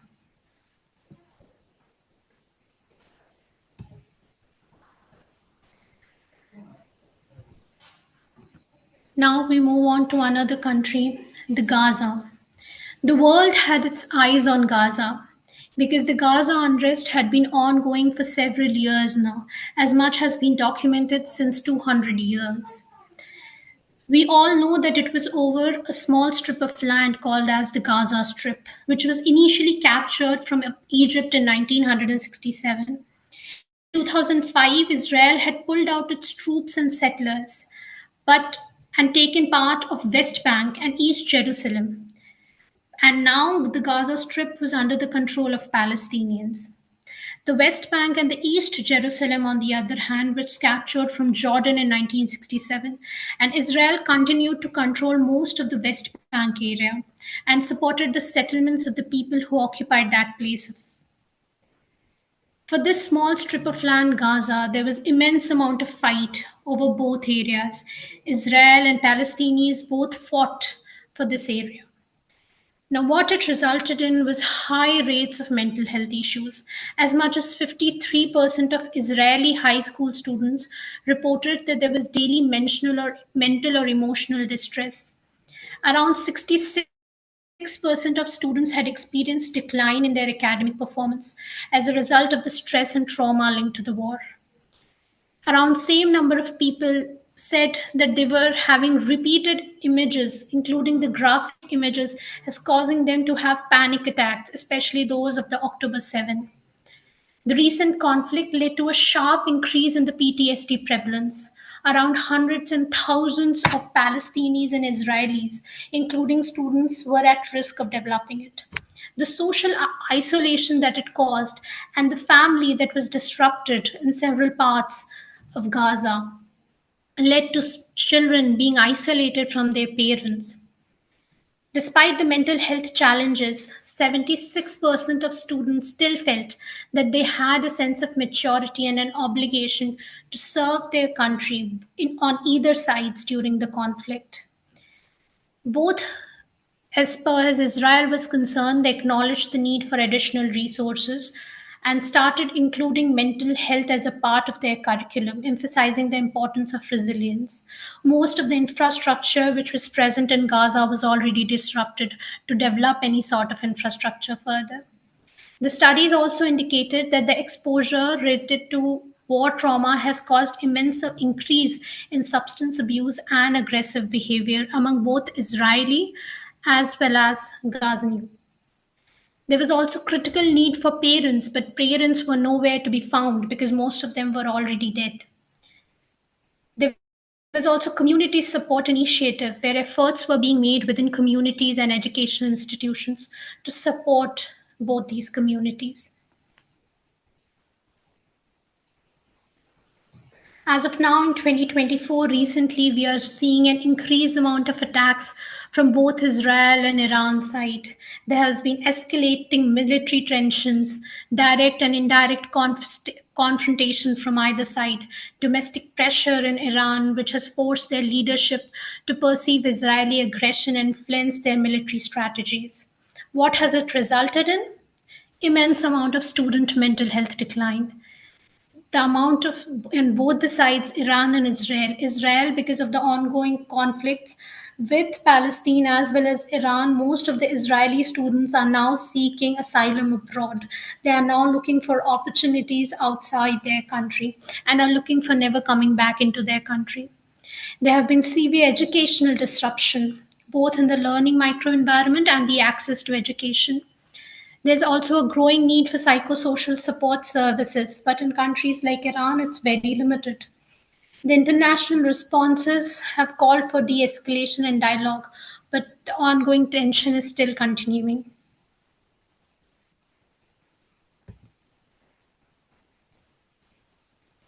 Now we move on to the greatest impact of our time, the impact, the pandemic, which left no country. COVID-19 pandemic had a large and uneven impact on global mental health. There were sharp increase in major depressive disorders and anxiety disorders. The baseline cases increased by around 1 to 2 folds because of COVID-19. And as we can see, the younger population were the hardest hit because most of them were not at all, were working tirelessly in place of elderly and were also getting the caregiver burden. We can see that between the ages of 25 to 39, most of the population was affected with major depressive disorder and anxiety disorder. And this increase was particularly higher among females, around 35.5 million female as compared to 17.7 million male. As per the study done by Santamoro DF et al., showed that major depressive disorders and anxiety disorders were 1 to 2 folds higher in females. Now, what about the teen mental health, which is often overlooked? On comparing that in the National Poll on Children's Health 2021, we saw that around 36%, most of the girls were affected by anxiety and depression, whereas most of the males were now showing aggressive behavior and were withdrawn from their family. This has been a growing trend that parents have even noticed, and it is still persisting till now. The immense amount of social isolation, about 66% of students feeling socially isolated, a new kind of isolation which was not low earlier, caused by distance learning, the remote learning, the social isolation, which contributed to the increased mental health struggle. There was decreased amount of institutional support, especially in developing countries. Many of the universities, though, started including mental health resources and started with their telepsychiatry services. Nearly around 25 to 30% of institutions still did not have the support initially. As far as 50% of institutions globally even started virtual counseling services. The access to mental health and the importance of mental health increased severely during the COVID time. Most of the people, roughly 34% of students, were now talking about mental health. Most came to know about words like depression, anxiety, as young as the age of 8 or 9 years. And now they could have access to mental health resources. The pandemic was the hardest hit for the marginalized groups in the population. There was different marginalized groups in different population, may it be sexual minorities, economic minorities, ethnic minorities. These were the people who were hardest hit and had higher level of distress. The post-pandemic recovery.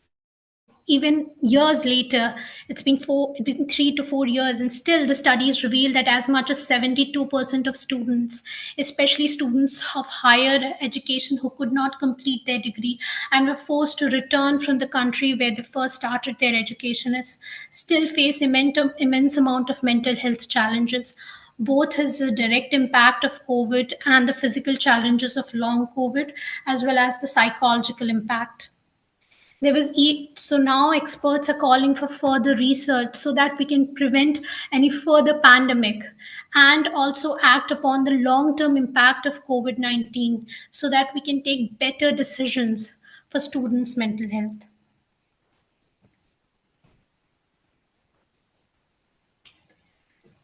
Moving on to another country, Ukraine. The Ukraine and Russia war in 2022. We saw that as much as 18 public, private universities and schools, there had been immense dropout in the enrollment rates and the disruption of their classes. More than half of Ukraine's 7.5 million children have been displaced by the war, and 2.8 million of them are internally displaced, and around half of them are without parents. Around 350 billion is the cost that it will take to restore the infrastructure that has already been destroyed. 15 to 25% of adults have PTSD and complex PTSD.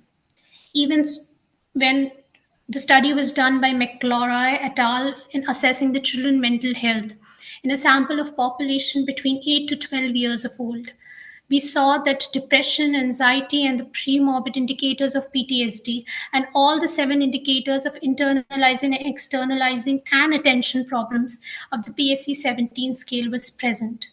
There was increased problems with most of the part in the internalizing domain, particularly depression and anxiety, and the early features were being shown by children as young as 8 years old, with 35% of the parents reported that their child worried more since the beginning of the war because of the isolation and the increased amount of changes in their environment.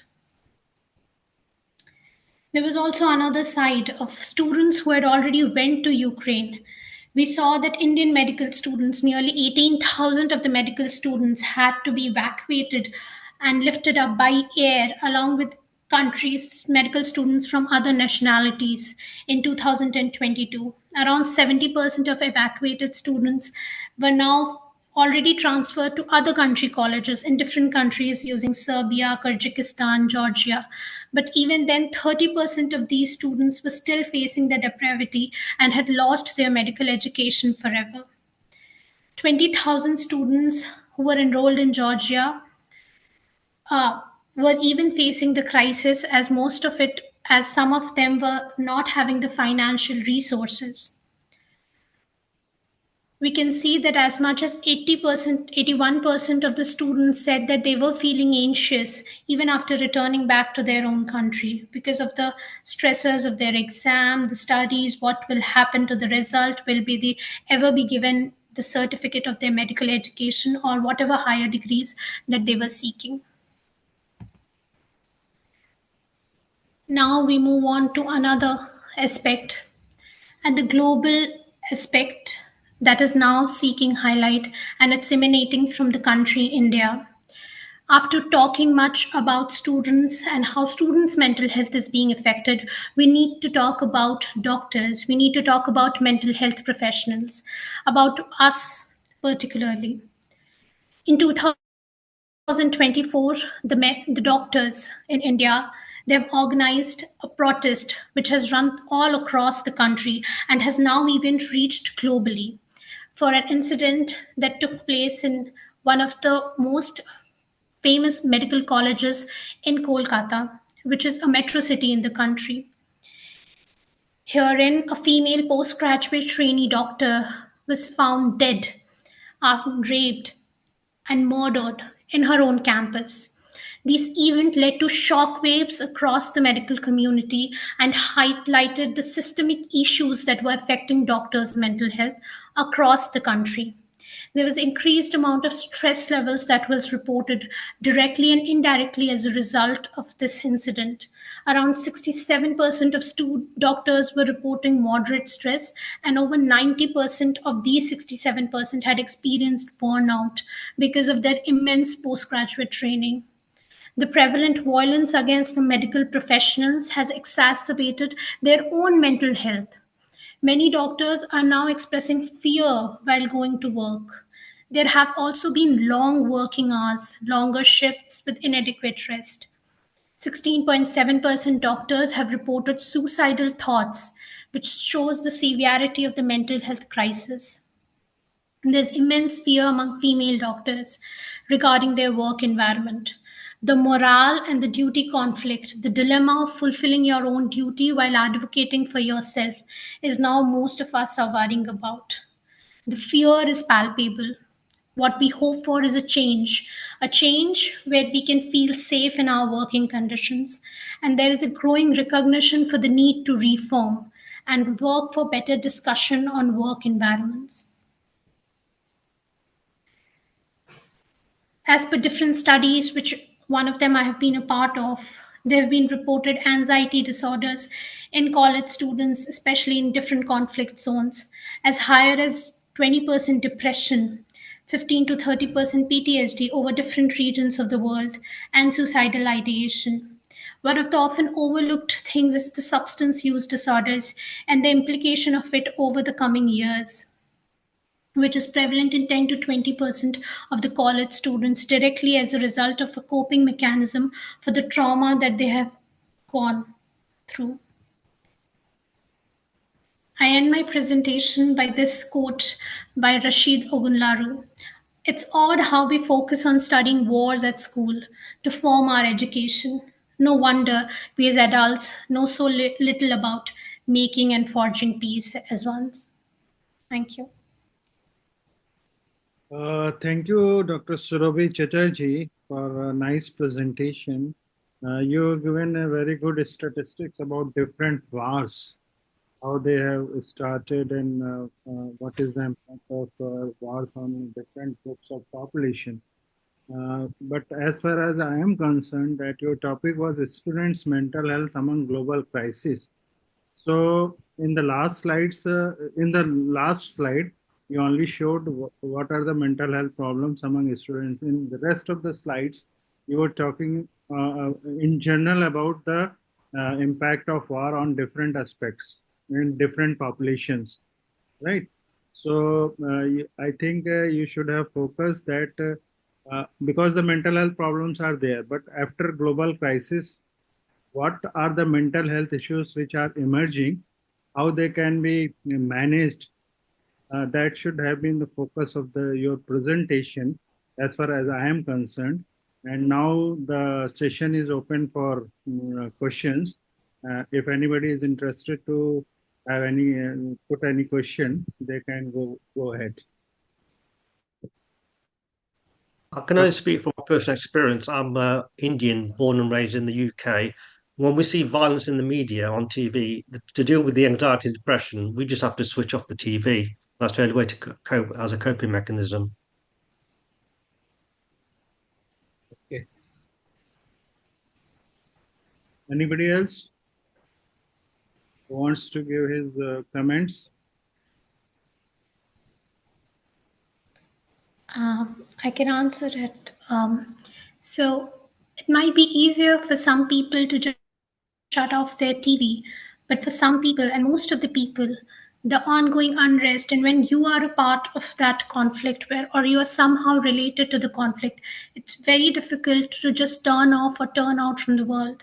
It's as easy as saying that if somebody is trolling you on social media, just close your social media. It just doesn't work that way for every person, because not just that every person is created different, but the amount of resilience that each person has is very different. And the amount of effect that each of the things that person is looking through media has different impacts on different groups of people.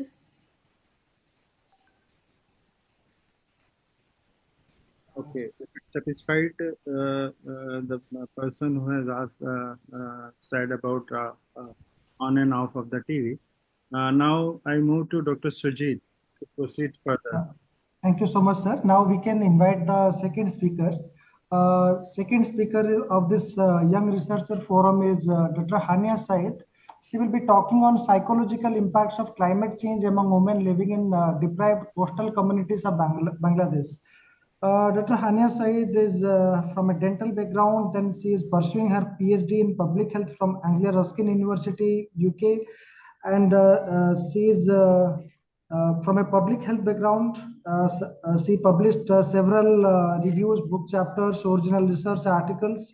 Her primary research is mostly related to public mental health, women's reproductive health, and health of marginalized population with respect to climate change.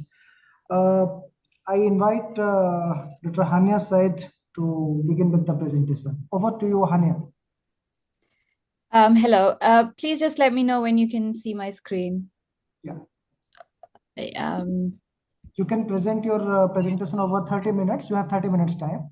Sure. Thanks. Can you see my slides? The slide is visible. Now it is in full screen mode. Yeah. Okay. Great.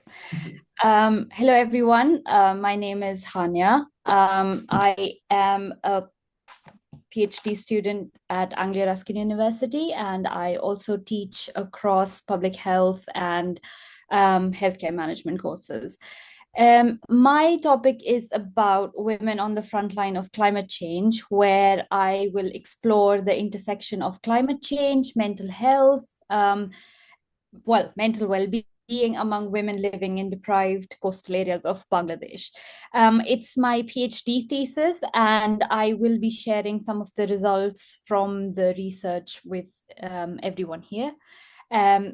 Again, I would like to just start my presentation by saying that I am from a public health background, and obviously the thing with climate change is it's very difficult to relate climate change to mental health outcomes.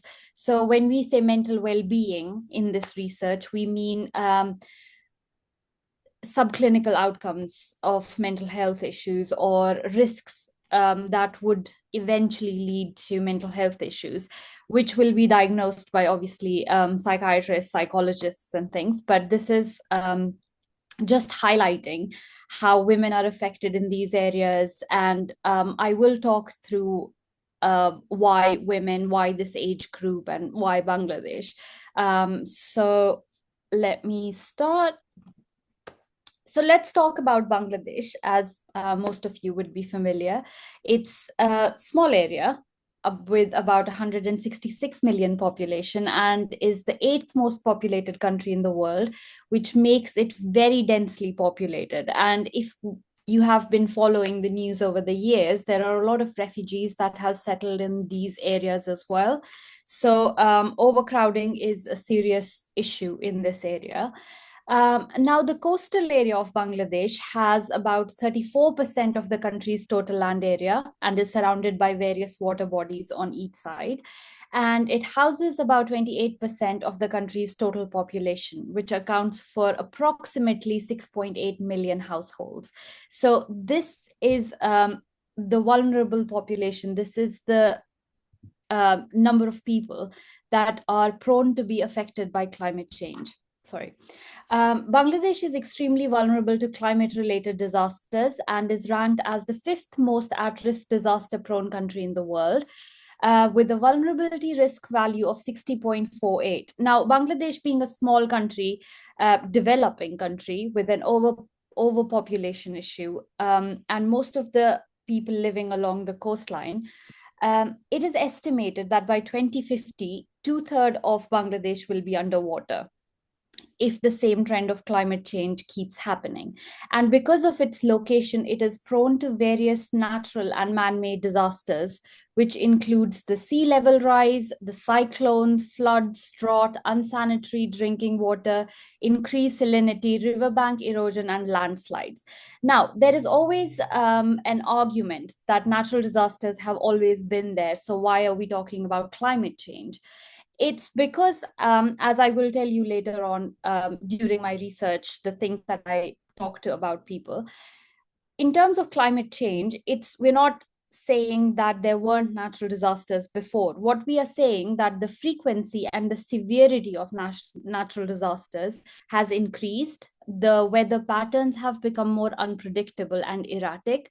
So when there should normally be a rainy season, it's not necessarily going to follow the same pattern. And it affects various different industries. It affects various different things in that spectrum. So climate change, as we say it here in this context, is particularly shown by increased frequency of natural disasters and increased severity of natural disasters and unpredictable weather patterns. Now, if we talk in terms of women and children, they comprise about 75% of total displaced people affected by disasters. And in Bangladesh, climate crisis has put women especially in a vulnerable position. Women of all ages are found to be more vulnerable to climate-related disasters, and it is because of various different factors. Climate change being one of them, and how it is interrelated to others. We'll talk that through as well. There is a statistic that shows the disproportion of the effect of climate change based on gender. And women and children are 14 times more vulnerable to disaster and post-disaster fatalities than men. And briefly, Bangladesh was one of the few countries where men lived longer than women, which is a little bit different from what a global statistics is. Why that is could be because of, again, various factors where women live in a society which would not allow them to have equal access to resources, to information, and to income opportunities. So all of these factors collectively put them in a very vulnerable position. Now, the consequences for women are especially severe because if there is widowhood, it poses a serious threat of poverty, insecurity, and socioeconomic crisis. When we look at literature, if we talk in terms of just women, women live in a society that is more patriarchal in nature. And because of this, they would not have equal opportunities. They would not have access to healthcare. Say, for example, if they are not traveling with a guardian, they might not be able to travel long distances. And this is where infrastructure comes into place as well, because there are not enough primary healthcare centers for these rural areas or for these coastal areas. And even if there are, they are not well equipped, or they do not have enough doctors or healthcare staff to look after these women. And with the restrictions imposed by a patriarchal society and religious norm, the income generating opportunities of women are very limited. So they are all more or less dependent on someone else for their income and for their living.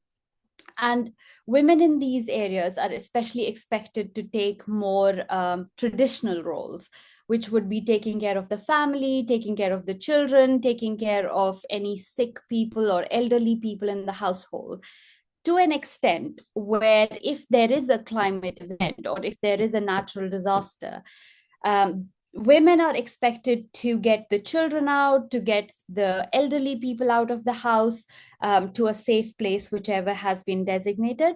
And after that, they are expected to put themselves. So these traditional gender roles put additional emotional, physical burden on these women. And obviously, disaster-affected women are also prone to sexual and reproductive health problems, along with sexual and domestic violence. So this is what I mean when I say that women are in a more vulnerable position. Women are in a more difficult position when it comes to climate change. And we haven't even gone to the physiological vulnerability yet, where women in their reproductive age have to face various issues like access to antenatal, postnatal care, access to mental health services, which are basically none, access to maternal or neonatal health services. None of that is available, especially now. How does climate change come into the picture here? Is say, for example, if you're living in an area that is only connected by a small bridge, a low-lying bridge, and that is your only way through to the other part of the town where you want to go to. Now, because of the sea level rise and frequent flooding, that area is cut off. So you're not able to get out of the area that you're in. So if you're a woman, say, for example, a woman is pregnant and she needs emergency access to healthcare or any medical care unit, she's not going to be able to go to that part of the town because there is no infrastructure to help them against these natural disasters, which are so frequent now.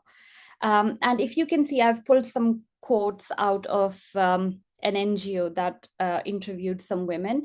And there are people who have different issues. For example, the first one is that they don't have a house because the houses they live in are temporary houses made of mud, so that they get washed away. And other people would say that few years ago, 10 years ago, 5 years ago, we did not used to have such erratic weather patterns. So we were able to maintain a living by agriculture or farming or having cattle. But they can't do that anymore because there is always a risk of a climate event just ruining everything for them. And again, there is poverty, there is instability. And if you can see the last quote over there, it says, we have cyclones devastating us in one day. Cyclone is tearing us apart, living in these conditions. It makes us worried about our children. Our sleepless nights pass with worries, which you can see how it would lead to negative mental health outcomes. Now, before we discuss the methodology, I just want to reiterate here that women, when they were asked, when the survey was done, it was never said, do you have anxiety or do you have depression? Because that somehow resulted in women getting offended by it or just did not want to answer that. But if you put it in a different context where you would say, do you feel fearful for your children, or do you feel anxious? Do you keep reliving that natural disaster event or the climate change event that maybe washed away your house or injured your family member or something like that? That would make them answer the question more. So you need to be more symptomatic rather than just using the terms that you all know, like the symptoms of maybe anxiety or depression or PTSD even. So the methodology used, it's a cross-sectional study design. The survey was conducted in Dekop subdistrict of Khulna, which is a remote coastal area. Target population was women aged 18 to 49 years, so mostly in their reproductive years. Sampling was done through stratified sampling methods. The sample size was 378, which was calculated by a formula, if you can see over here, it's described. So yeah, that was the methodology. Now, to develop the survey instrument, which was a bigger thing here, because again, climate anxiety is a bit difficult to quantify or just to associate. So there were some validated scales which was specifically designed to measure climate anxiety. So I included climate anxiety scale. Then I also included mental health assessment in refugee settings, which was done for women's mental health needs. There was an impact scale and again, Searle and Go's scale to assess emotions, which were related to climate change. So these scales were used because obviously they were validated, and they, well, some of them were especially designed for cross-cultural assessment, some of them were designed for women, and the climate anxiety scales were specially designed to assess emotions related to climate change, so as to we can develop a more validated questionnaire which would assess their negative mental health outcomes in this group. So the results that I'm sharing are from my fieldwork. So if you can see, most of the people that were interviewed had lived in this area for years, so like 10 to 15 years. And some of them, well, most of them, say 90% of the people lived in this area for more than 5 years. So when we say, has the weather pattern changed over the years, they were in a position to answer it because they have seen it change, as most of us would. I mean, if any of you are living in the UK, we are starting to have 38, 39 degree temperatures, which we didn't have before. But for them, it's a little more than just a nice warm day. So as you can see, people have been experiencing cyclones a lot. Flooding is frequent, river erosion is ruining the fields, so they cannot farm or do agricultural practices. There is drought, there's erratic rainfall. So most of these people have experienced climate-related events.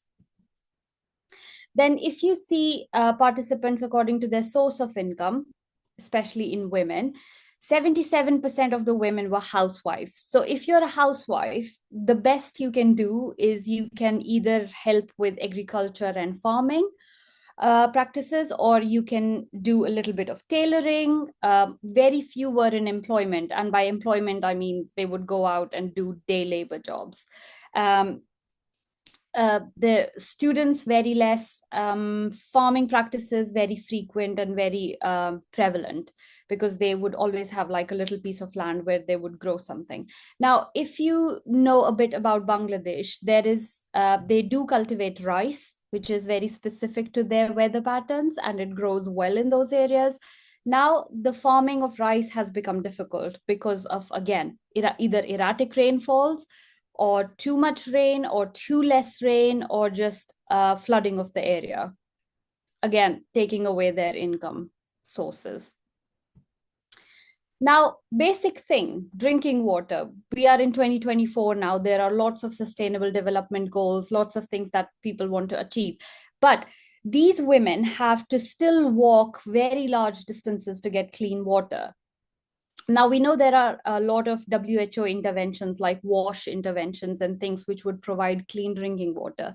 But if you go and see on ground, there are not a lot of resources for them. There is basically, if there is a water treatment plant, it hasn't been maintained for years. It's just there.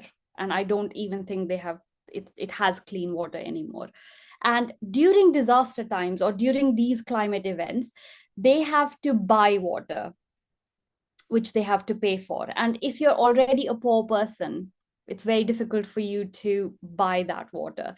And women have to, again, like I said, they have to walk distances to get this clean water for their families, because they are the one responsible for it, even if they have to walk miles and miles for it. Now, I've taken some pictures of water supplies, like where the water is kept and what kind of water that they are drinking. If you can see on this picture over here, this is supposed to be a water reservoir, which hasn't been maintained in years. So you can imagine what kind of water supply they have. So when you have this added responsibility of even getting the basic things for your family as a woman, it just adds to your negative mental health outcomes.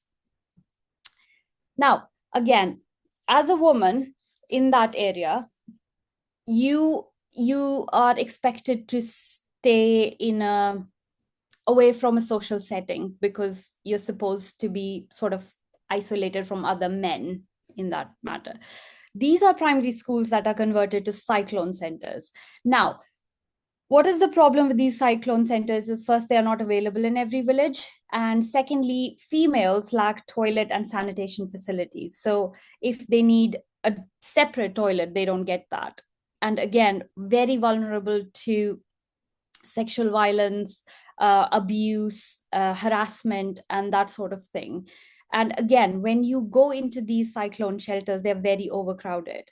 And the women I talked to, they said that they would rather stay home than go to these places, because it makes them fearful, it makes them anxious, and they're always worried about going to those places, which adds to obviously already bad things. Overcrowded adds to female vulnerability.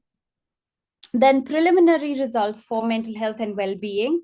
As you can see, a lot of women said 88.3% were concerned about well-being due to climate crisis. 57.7% of the women reported suffering from symptoms such as they were feeling anxious or nervous, they have trouble sleeping, because one of the women said while they were sleeping, they would get up at night a lot because they could hear the cyclone warning when it was not actually there. So they always had interrupted sleeping patterns. They were sad and they felt hopeless because they felt they don't know. There was unpredictability related to nature now, which they cannot get over, and they keep thinking about it. And the last time something happened, they keep reminiscing about it and ruminating about it, and again feel anxious and worried. And also would not let their children out because they fear about their well-being. So they're constantly thinking about the family. They're constantly worried about income. They're constantly worried about where they're going to get water and food for their household. And on top of that, the added physiological issues that they face. 81.2% of women reiterated that women face more difficulties due to climate crisis because of the additional needs. And 66.6% of women reported having physical symptoms because of mental health issues following a natural disaster, which resulted in impaired daily function. So it's not just something that they are thinking and it's not affecting their daily life. It is because they have trouble making decisions. They have trouble concentrating. They can't sleep. They are always tired. They have loss of appetite. And as you are more familiar with symptoms of anxiety and depression, they could be risk factors for developing a serious mental health issue. A significant percentage of women also reported having no or limited support from the government and non-governmental organization in this region. Again, it's not just that there are no resources, which is a reality that there are no resources. But again, because they don't have access to it, because they are expected to stay home and take care of everyone else, it just gets lost. The chi-square tests proved significant association with a p-value of less than 0.05 between age of respondents, where the age group of 24 to 35 experienced higher symptoms of mental health issues. Marital status, where married women were expected to have more mental health, negative mental health outcomes. And again, total pregnancies, because the last time they had a pregnancy, it was very difficult for them to get care if a natural disaster had happened or was going to happen. So they were worried about what would happen if they get pregnant again, or worried about their children. Logistic regression showed that women in the age group of 24 to 35 are twice as likely to have negative mental health outcomes. Women with 3 to 4 children are 5 times at risk of developing mental health issues. Married women seem to have higher odds of developing mental health issues compared to single women. Just to give a little bit more context here, there is another part of this research, because this is originally a mixed method research, but this is just the quantitative results. When the qualitative results were done, qualitative research was done with focus groups, members of the community were included, and there is a counselor who's supposed to be the district counselor who does visit. And when I asked him, I was like, did you get any women who came up to you with mental health issues or issues where they said that they have PTSD or they have symptoms of anxiety or depression? What did you do? And he said to me that women did come, but they had family issues. So it was an internal issue where they're having problems with their partner, which was possibly causing abuse. But he told them to have some courage and get over it and deal with it, because it was their internal matter. So you don't have mental health centers. You don't have people where you can specifically signpost them to here, this is where you would get your mental health support if you needed to. there is none of that. And even if they have their normal medical centers where they would go and say, oh, I have extreme anxiety, I have these palpitations, I can't sleep, I can't properly breathe, I'm having panic attacks or something, but there is nowhere to signpost them, because there isn't even basic mental health support available to these women. So that is what I have covered mostly in my results. And the conclusion here is that it explores mental health outcomes in context of climate anxiety among women. It intends to provide evidence to support tailored interventions and adaptation strategies. And it's meant to serve as a foundation for further much needed research, because this is a cross-sectional study. And with climate studies, you need to have a sort of long duration of study. So that would be very good. And finally, the results of this study intend to serve as a call for action towards global climate change, mental health, gender disparities among deprived communities who are battling with climate change much more than at least we are. So that was my presentation. Thank you.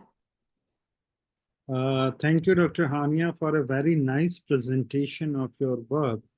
If there is a good methodology, and I think you must have done into different blocks or whatever is called sampling of the respondents. Yeah. Oh, okay. So this is a sub-district, and in that sub-district, there are different villages. So it was stratified sampling. So there was the villages or the households, and in that, then they were randomly selected, the households. How many villages were selected, and how many women were selected from each village? So the villages were 8 that were selected, and the total respondents that we had were 375. There was a margin of 10% to cover non-response or missed responses as well. Thank you. Thank you for giving a very good insight about the mental health issues during climate change in Bangladesh. The house is now open for discussion. Yeah, I just want to ask one more question, Haniya. It's a very nice presentation. I just want to know that climate change is significantly associated with migration. Because of climate change, a lot of people, they migrate. Mostly migration happens from the rural areas to urban areas. So that is also having an impact on the mental health. Have you measured those components in your study? And second thing is, my second question is, there are people who are already having pre-existing mental health issues. When climate change happens, the impact on patients who are already having mental health issues, particularly the women, it is likely to further increase. So whether you have explored these areas in your study? Yes. Okay. Both the points. First of all, with migration, that's another thing that is a problem, because if you're a woman with a household and you have to take care of, say, 5 people in your household, what happens is if you lose income or if you lose your house or something, more often than not, the man who's the sort of earner of the family would move inland, and women are left behind to take care of the family. So it's very common for a man to move inland than a woman to move, unless it's just her and her partner, and then they can move, which can happen. But in most cases, because they had a big family and they had these farm animals or a little bit of land, they don't want to leave that area. So women mostly stay behind, which obviously increases problems as well, because once the partner goes to earn money, he's working these day jobs. They don't pay that much. So then he sends this money home, and women are expected to make do with that amount of money, whatever amount of money that is, which again adds to their mental health issues, because then they are under pressure to feed their family. So the people I talked to mostly just stayed there. A lot of people were not migrating, but their partners had migrated inland. And the second thing was, sorry, I forgot. Pre-existing mental health issues. Yes. So with the questionnaire, there is a section that asks them, so for example, if the question was, do you have trouble sleeping? There was a question where it was pre-climate change event and post-climate change event. So we would say, okay, the last climate change event that you remember, did you feel the same before? And has it changed afterwards? And there is a part of the questionnaire that asks that as well. But it was, they said the first time that they experienced it was not that bad. But then when it happened twice, 2 or 3 times, then this started to exacerbate. Can I ask a question? So, there's this disaster and the previous talk. So is it a solution to prevent all these disasters? Is preventing poverty and improving education, so more or less social intervention, the answer, or is it resilience or is it the provision of mental health services? So where would you see the priorities? Oh, I think it can't work in one discipline. I don't think if the goal is to reduce mental health issues, I don't think we can eradicate them at the moment because they are very prevalent. But if the goal is to reduce the mental health issues, then it has to work collectively. Like women should be given opportunities where they can earn a living and they're not stuck to that one piece of land. They can go out and earn a living if they need to. And secondly, they need to have access to resources and information. And thirdly, government has to build infrastructure as well, because if there are some areas that get completely cut off during flooding, there has to be a way for them to get out. If there is no way to get out, what are you supposed to do? And again, if you have primary health centers, they need to be equipped with doctors and mental health providers, service providers, in case of a, say, emergency case, if something shows up. But there is nothing. There are traditional healers, there are quacks who mostly do medical treatments. So even, again, mental health centers for women, very important, that need to be built, or at least have some resource, because the information they have about climate change comes from NGOs. It doesn't even come from like a government organization.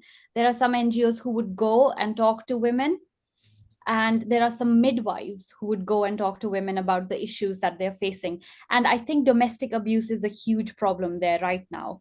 I couldn't ask that question directly because then I had to go through a different set of ethics. But there is a prevalence of that as well. So it has to be a collective effort. It can't be just one department doing something. Thank you. Thank you. Thank you. If there are no other questions, thank you very much, Dr. Haniya. Over to Dr. Sujit. Thank you so much, Haniya. Thank you so much, Dr. Surobhi. And thank you so much, Dr. S.K. Singh, sir, for chairing the session, giving your valuable inputs. Now we can move to the next session. Now we are going to have a symposium. Here we are having 2 speakers. The first speaker is Darya Ahmad, who is a clinical psychologist from Koya University, Iraq. He is also working with the International Cumulative Trauma Center at George State University, USA. He is a clinical provider at Telepsychiatry Foundation in USA. There's another area of interest is mental health psychosocial support. He's actively involved for that with a very enthusiastic team. So over to you, Darya, for your presentation. Yeah, hello everyone. Thanks, Dr. Sujit, for presenting me. So let me share my screen first.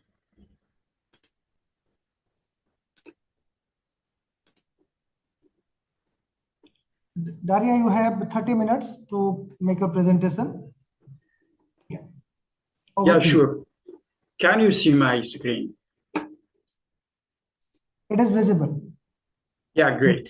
Yeah, thank you very much. And thanks for inviting me for this interesting conference. So I would like to talk about an innovative approach of mental health and psychiatry, which is digital mental health. In this presentation, I'm going to talk about the overview of the digital mental health or telepsychiatry from the history until the pandemic, and then at the middle of the presentation, I will go to another innovative approach that we recently initiated for humanitarian settings, which is about the digital mental health and psychosocial support for restricted area.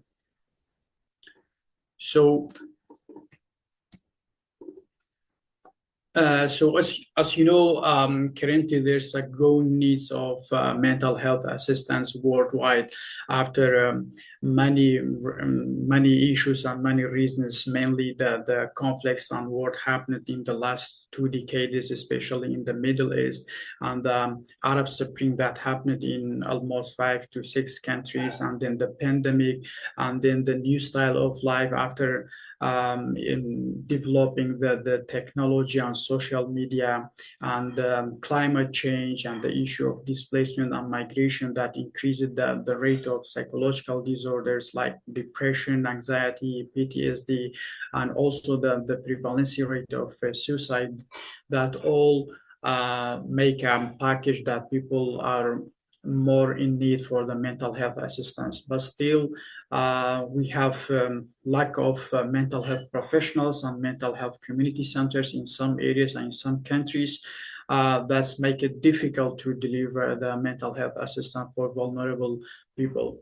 That's why the digital mental health is very timely initiative for these areas. So the digital mental health or telepsychiatry, sometimes they call telepsychiatry in literature, or digital mental health, is not a new term, and it's not a very old term. The first or the initial attempts to establishing the remote psychiatric care globally have been initiated in the United States in the 1970s, when the two-way video system was installed between a teaching hospital in the urban area to the smaller rural clinics in Nebraska in the United States. But the interest of the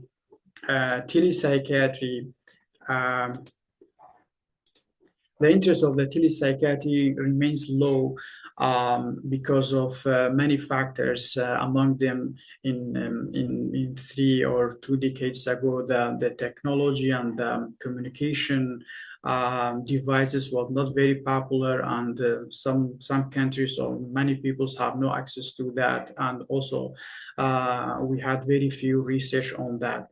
So 2 decades after the initial attempt for the telemental health or telepsychiatry, in 1997, review article published that included 18 studies about the telepsychiatry, which 5 of them were about the economic and visibility of this approach, and 8 of them were a cohort study with no control group, and the 5 of them was a study about comparing the in-person or typical psychiatric approach with the telepsychiatry approach, but all of them had a small sample size and with no RCTs.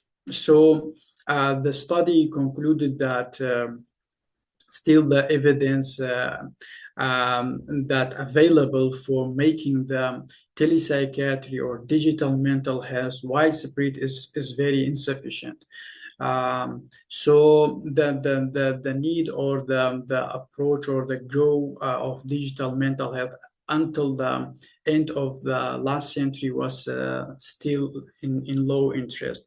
But gradually the demand of digital mental health evolved, especially in 2000, between 2000 to 2013, that we found a lot of the study on the telepsychiatry or digital mental health, especially that provided for these are areas that's the providing the in-person or typical mental health assistance was very hard due to the security issue or the geographical barriers. So several studies published between 2005 and 2013 that indicated the majority of the patients, especially among the young people, adolescents, they prefer the digital mental health or video consultation interviews over the face-to-face. So after the COVID-19 pandemic, everything is changed. Majority of the clinics or the PHCCs or the mental health community centers, they shifted their approach to the online one or to the digital one.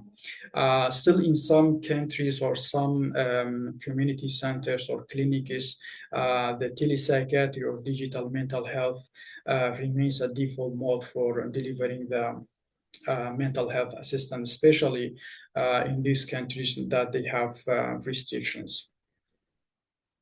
So the COVID-19 give us a very good hints, and there's a lot of research have been done during this period that they expected to remain digital mental health as a permanent mode for delivering the psychiatric care even after the post-pandemic.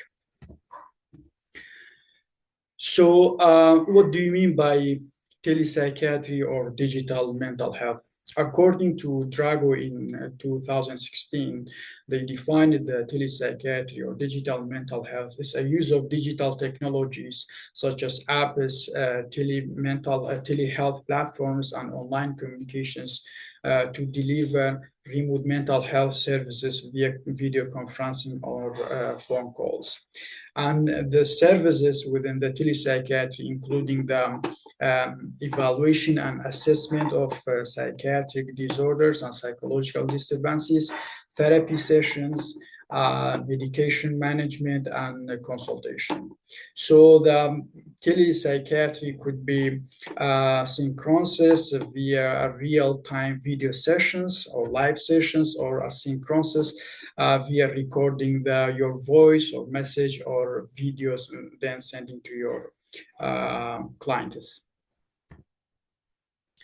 So there's a lot of evidence in literature about the patient's acceptability of the remote mental health assistance of services. So majority of them, they see this approach is safe and effective, especially in UK during the pandemic. That NHS, the Department of Health and Social Care, endorsed the use of remote mental health assistance during the pandemic, considering that the video conferencing or video therapy is sufficient as in-person one. So in general, there's a lot of evidence, a large body of evidence. In general, patients are satisfied with telepsychiatry.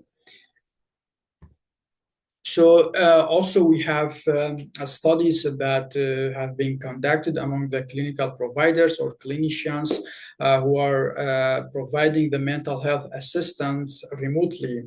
They generally find that telepsychiatry or digital mental health assistant is easy to use, and they believe that their clinical judgment is unaffected by the video consultation.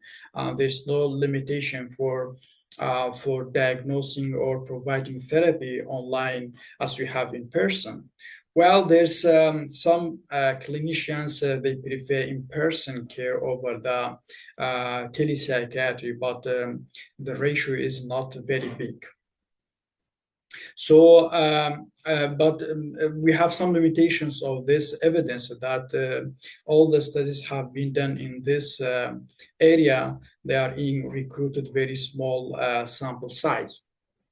That's makes very difficult to give a robust conclusion. So regarding the assessment or diagnosing the psychological disorders in digital mental health or in providing the remote mental health assistance, there's some literature about that. Among them, the randomized trials that have been assessed the diagnostic reliability of the telepsychiatry compared to in-person one. they prefer the in-person assessment is considered the golden standard of diagnosing. But the difference is not very significant between the diagnostic approach in in-person psychiatric care and telepsychiatric care. So here we have some data about different studies and in different years about how often telepsychiatry agrees with in-person diagnosis. That these numbers showing that telepsychiatry has good and strong reliability of diagnosing, but doesn't suggest that it's better than the in-person one. Regarding the treatment or therapeutic alliance in both telepsychiatry and typical psychiatric care, one of the therapeutic alliance is between the patient and the clinical provider is verbal and non-verbal communication that has influencing on the recovery plan, the treatment plan, and even on the assessment plan, such as body position, eye contact, body language, non-verbal cues, and non-verbal communications. So we cannot have this non-verbal communication in the remote care, especially when the case is preferring to have a phone call therapy over the video conferencing. But in 2018, a meta-analysis that comparing the therapeutic alliance in remote psychiatric care versus the person one, they found that the alliance was slightly weaker in person care, but this evidence or this result doesn't impact on the recovery outcome of the patients. So it means the result is not very significant. Telepsychiatry found to be very effective for treating PTSD. In one study that we found in a systematic review, that the PTSDs will be getting more benefit from the telepsychiatry over the in-person one. Well, there's another study that revealed that there's no significant differences between treating the PTSD from both approaches. So also there's another RCT that indicated better outcomes for in-person care over the remote one for treating PTSD, but the differences was minor and not significant. So why digital mental health or telepsychiatry is important, especially for currently? What's the advantage of the digital mental health? If you have digital mental health, we can expand our service and everybody have access to our mental health services, because in some places there's a lack of mental health clinics or mental health hospitals.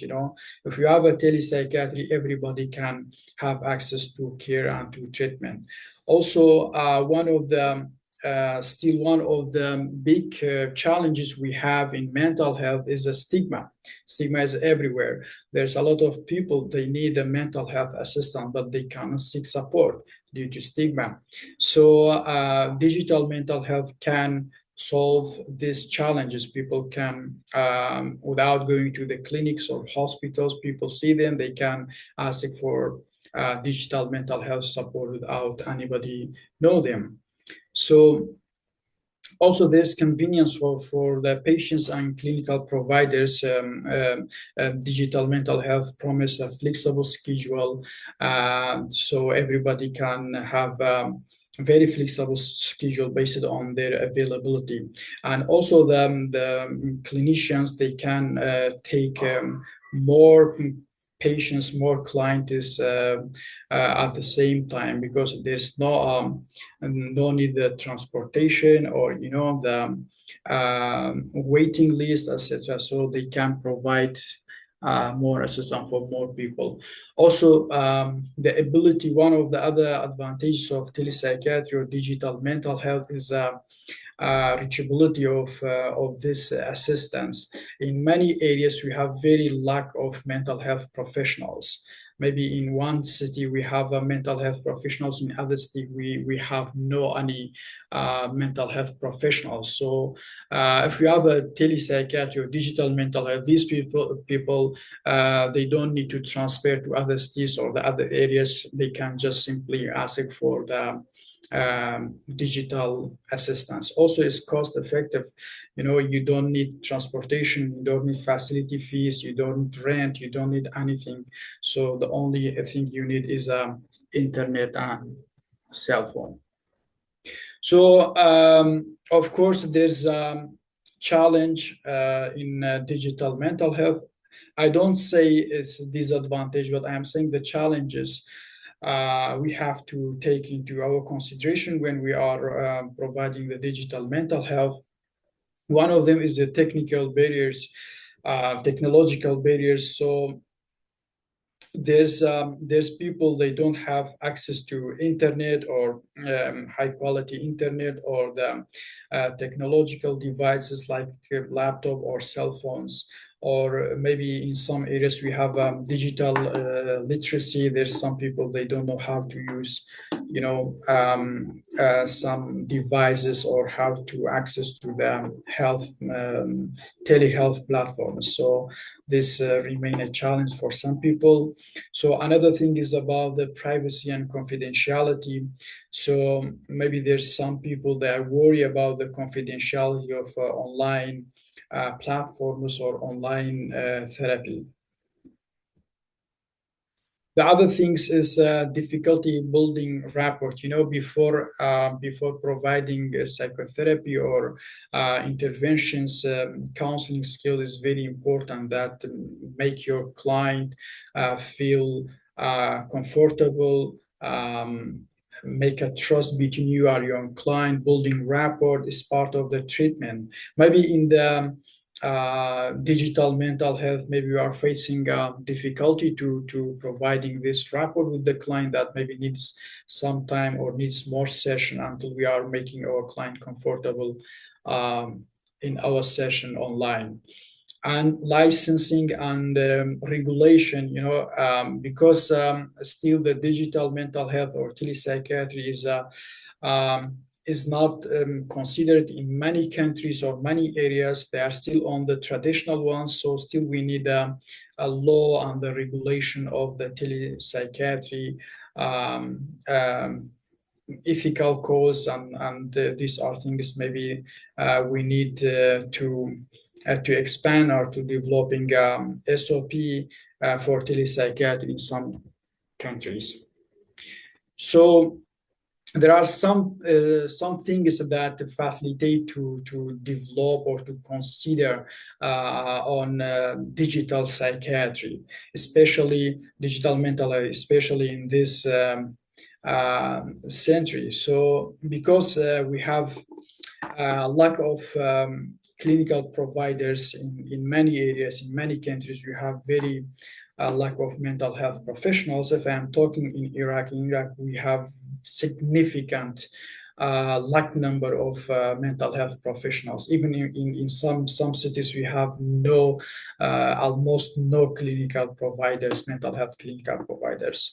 So this is one of the points that we have to think about developing the digital mental health to fill in this gap. And also prevalence of mental health problems. You know, if you are comparing the data of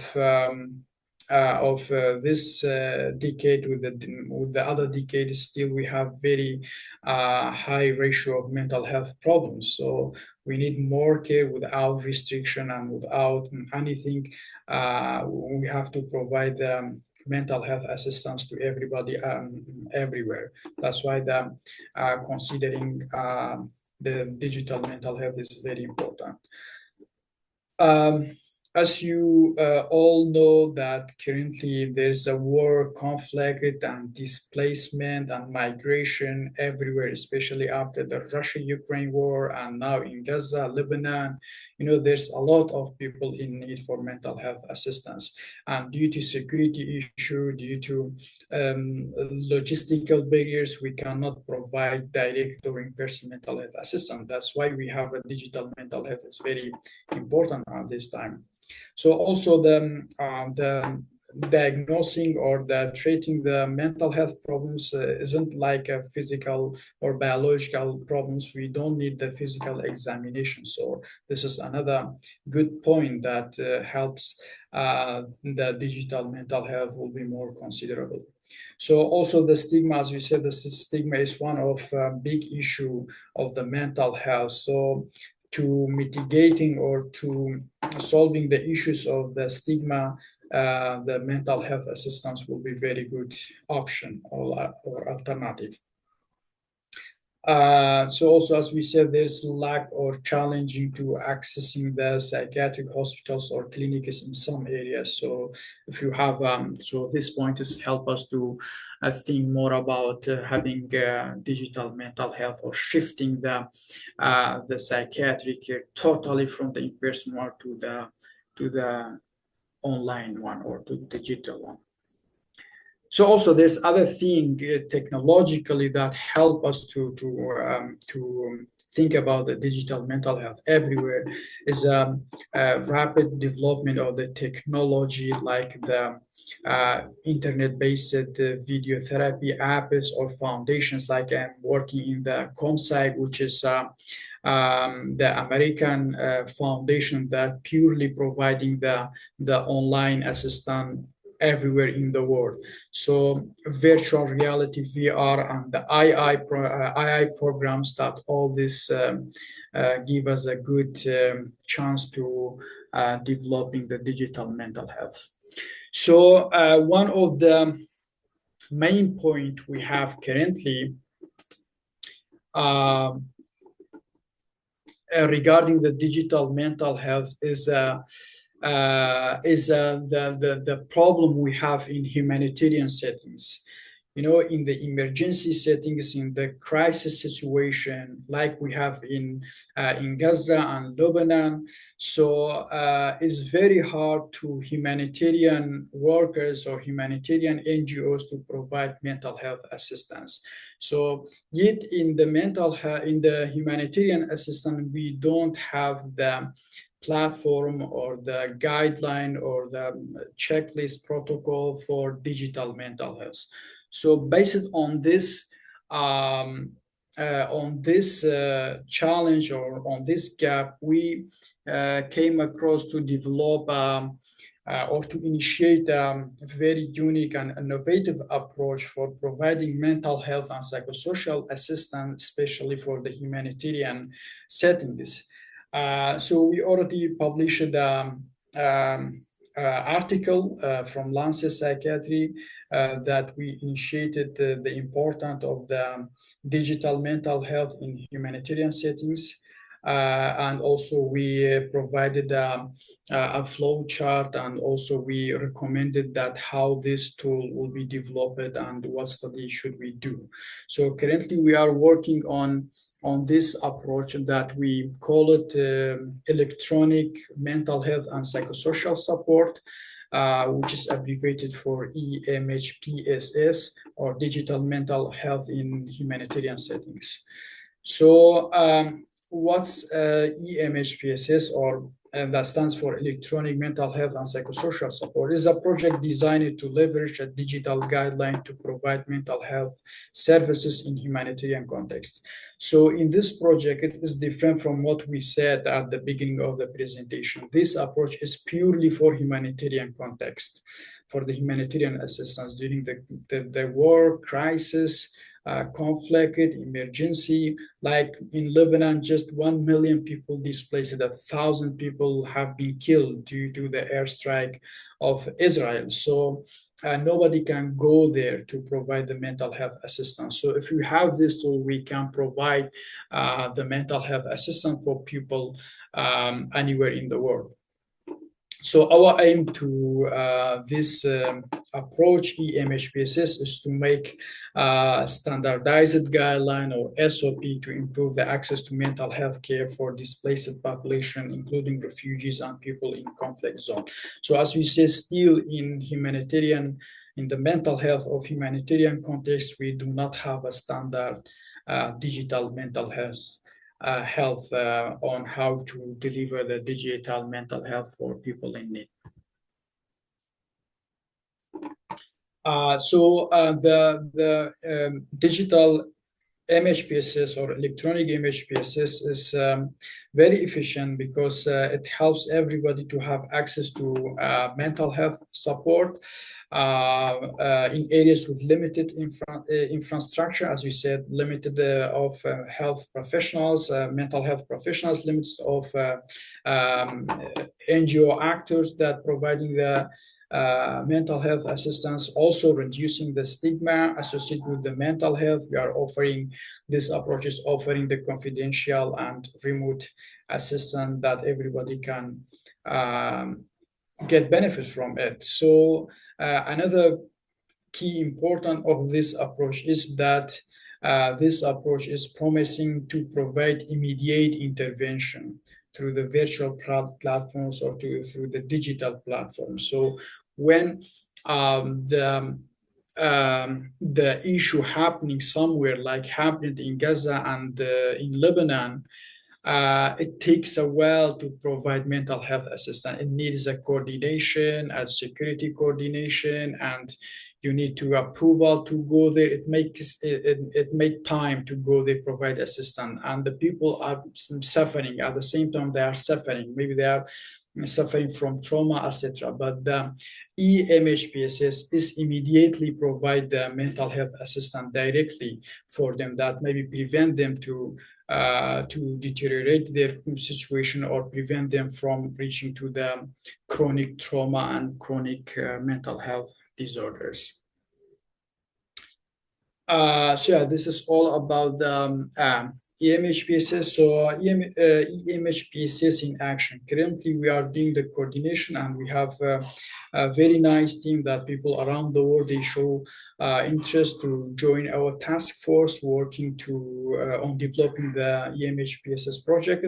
So first, we are doing the pilot project. We are following the Delphi study to gathering the experts' input about how developing the digital mental health guidelines that we already created our proposal and questionnaires that we are assessing every corner of digital eMHPSS, like developing the ethical guidelines and then everything. Then maybe we are going to piloting our findings or our protocol in some restricted area or conflict zones, like refugee camps in Iraq, in Lebanon, and in Syria. So as we said, this project is delivering mental health services to emergency and in humanitarian contexts. So this is our flow chart that we are following on our pilot study and our Delphi study that demonstrated that step by step how we are going to develop the eMHPSS protocol until we are reaching to the implementing or standardizing this tool everywhere. So the benefits of eMHPSS. So as we said, currently we only have the typical or traditional eMHPSS assistant in humanitarian settings. So eMHPSS is increasing accessibility. As we said, everybody in the conflict zone, in the refuge camps, they cannot get out from the camps. They can have access to the eMHPSS. So overcoming the traditional barriers, including the stigma or the issue of confidentiality and privacy. There's many people, they cannot go to them, or they are not going to seek a mental health assistance due to privacy and confidentiality, but the eMHPSS is totally online. They can promise to keep the privacy of everybody. So it's very rapid and immediate assistance that directly during the emergency situations we can provide assistance without waiting for approval for anything.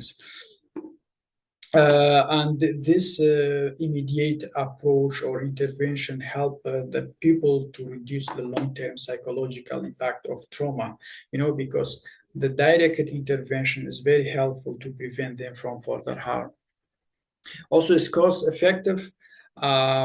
Even for the NGOs, for the NGO, if they want to provide the mental health assistance, they have to go there, hiring a lot of people, train them, and establishing the clinics and the community centers, and they need car transportation, etc. So, but the eMHPSS no need such stuff. So that's why it's not very expensive and very cost friendly.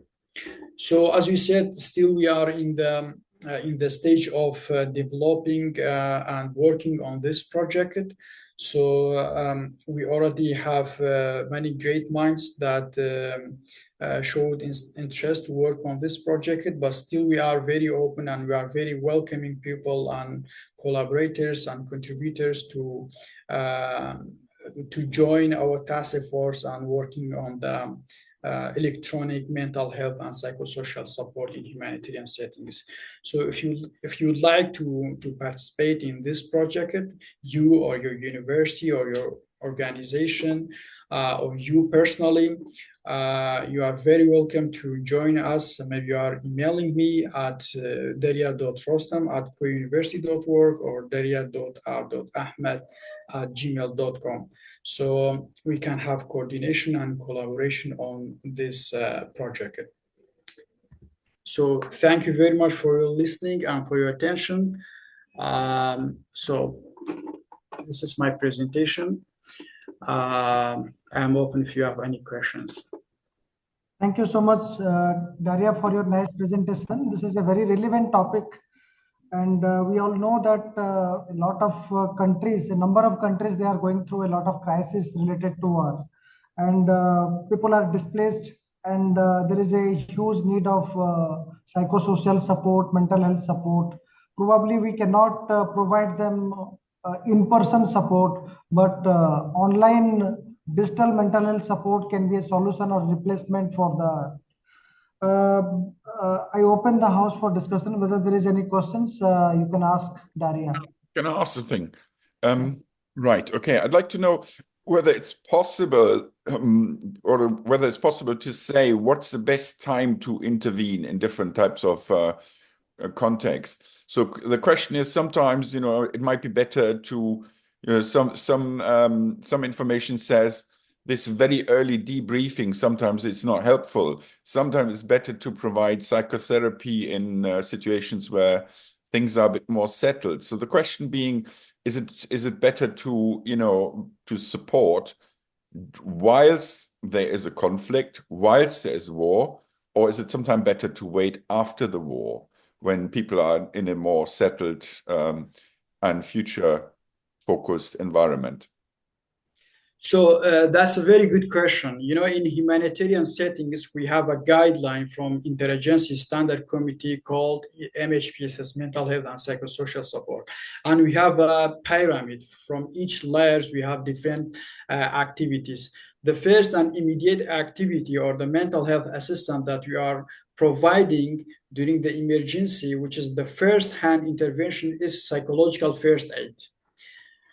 So we are providing the psychological first aid, and we are not providing the comprehensive psychotherapy or psychosocial support. So just to protect people from further harm and helping them to calm down, preventing from getting very, very chronic disorders, we are providing the psychological first aid, which is very basic and very simple. And after some few sessions, if we saw the case needs more assistance, we are referring to the second layer, which is group psychosocial support or individual psychosocial support. If we find the case still need more comprehensive assistance, then we are sending to the other layers of the intervention, which is specialized intervention by the clinical psychologists or by psychiatrists to providing medication. So at first, We are just providing the basic psychosocial support like psychological first aid. Can I ask you another question? So there's some discussions that CBT can be done by more or less, or other psychotherapy can be done by bots without any person being involved. Is that something you might have considered, or is this something which is completely off the track? We have both. We have a CBT that modified to the online version. We have a manual of the CBT for the in-person version. Now we have another tool that modified for the online person, that the human are providing the CBT online, but it is modified to the online version. At the same time, we have a chatbots. We have a robot and the AI that people can talk, or doing the interview and counseling with the chatbot. The very advanced one is Visa. We have a Visa, is a chatbot that people are using to communicate in the absence of the human therapist. And does it work? Is there other comparative studies on that? Yeah, we have, and as we showed, the studies not for the robot and the chatbots, but for the human online therapy is effective. Yeah, we have study for that, but for the humanitarian we don't have, and we have this study, and that's why we are going to develop this protocol and initiative for the humanitarian workers. Still, we have very study in this regard for the humanitarian context. Okay, thank you. Thanks. I have a couple of things to comment about. One is when when we are talking about a war-prone zone, when there is no internet facility and resources are very compromised state. So in that case, maybe a mobile telehealth platform may be useful. So because the population is continuously migrating from one place to another place, maybe a mobile e-facility may be more useful. That can be a component of eMHPSS. Second comment is a lot of people who are on merchant navy or they are in sea, they stay in the sea for quite long time. The health facilities available in the sea is mostly for the basic healthcare facilities. But suppose somebody develops some psychiatric illness or some psychological issues, e-mental health support can be one option to provide those people who are quite away from the land in the sea for some other purpose. So e-mental health support can be one option that can be provided to people who are at need. Yeah, for sure. We have all these options, and eMHPSS will be the alternative and the option for all this. And I'm sure they are, it's filling a lot of the gaps we have currently, especially for the vulnerable people that they have no access to the mental health approach. So our DEFI study will be very comprehensive, and we considered all these points. And we will try to find out the solution for the challenges that this approach will facing. Can I mention something? Before we started this conference, we had a bit of a chat with Professor Norman Sartorius, and I don't know whether you had been privy to that, but he said to me that the World Psychiatric Association, as a working group of about eight very experienced people who work on e-mental health and its application. So these people might be interested, and in this case, it might be quite good to contact Norman Sartorius again, and maybe you can copy me into this in case. Okay? Yeah, it will be very interesting. Sure, yeah. I also shared my my email in the chat box. So anybody would like to join the project, so we'll be happy for that. Thank you. Thank you so much, Darya. Now I will move to the last presentation. The presentation will be done by Dr. Vipul Janardan. Dr. Vipul Janardan is a psychiatrist who is working at Institute of Human Behavior and Allied Sciences. Is a very young psychiatrist from Delhi, India. He will be talking about psychedelics and the future, a comprehensive overview. So over to you, Dr. Vipul. You can share your screen. Thank you so much. Thank you so much, Dr. Sujit. Yeah. I will be sharing my screen.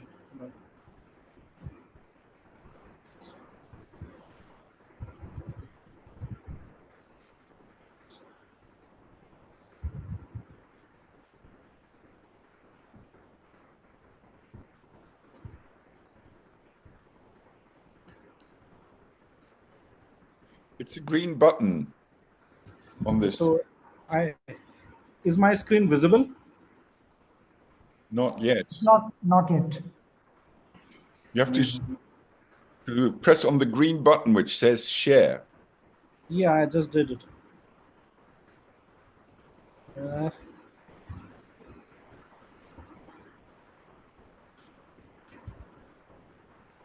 You double click.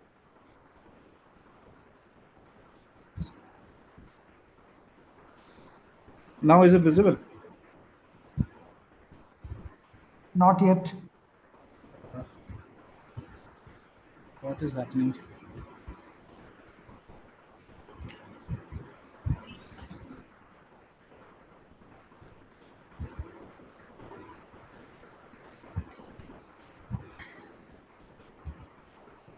Share screen.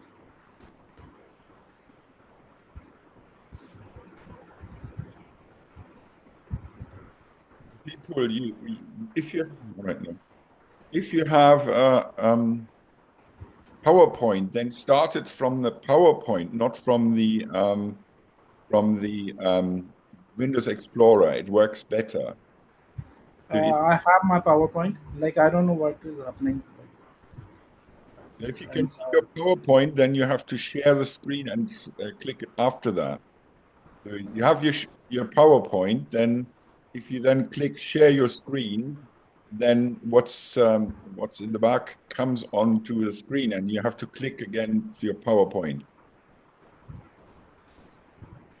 If there's a problem, you can email it to me and I can bring it up. You can share your presentation with me. I can share it from my side. Is it?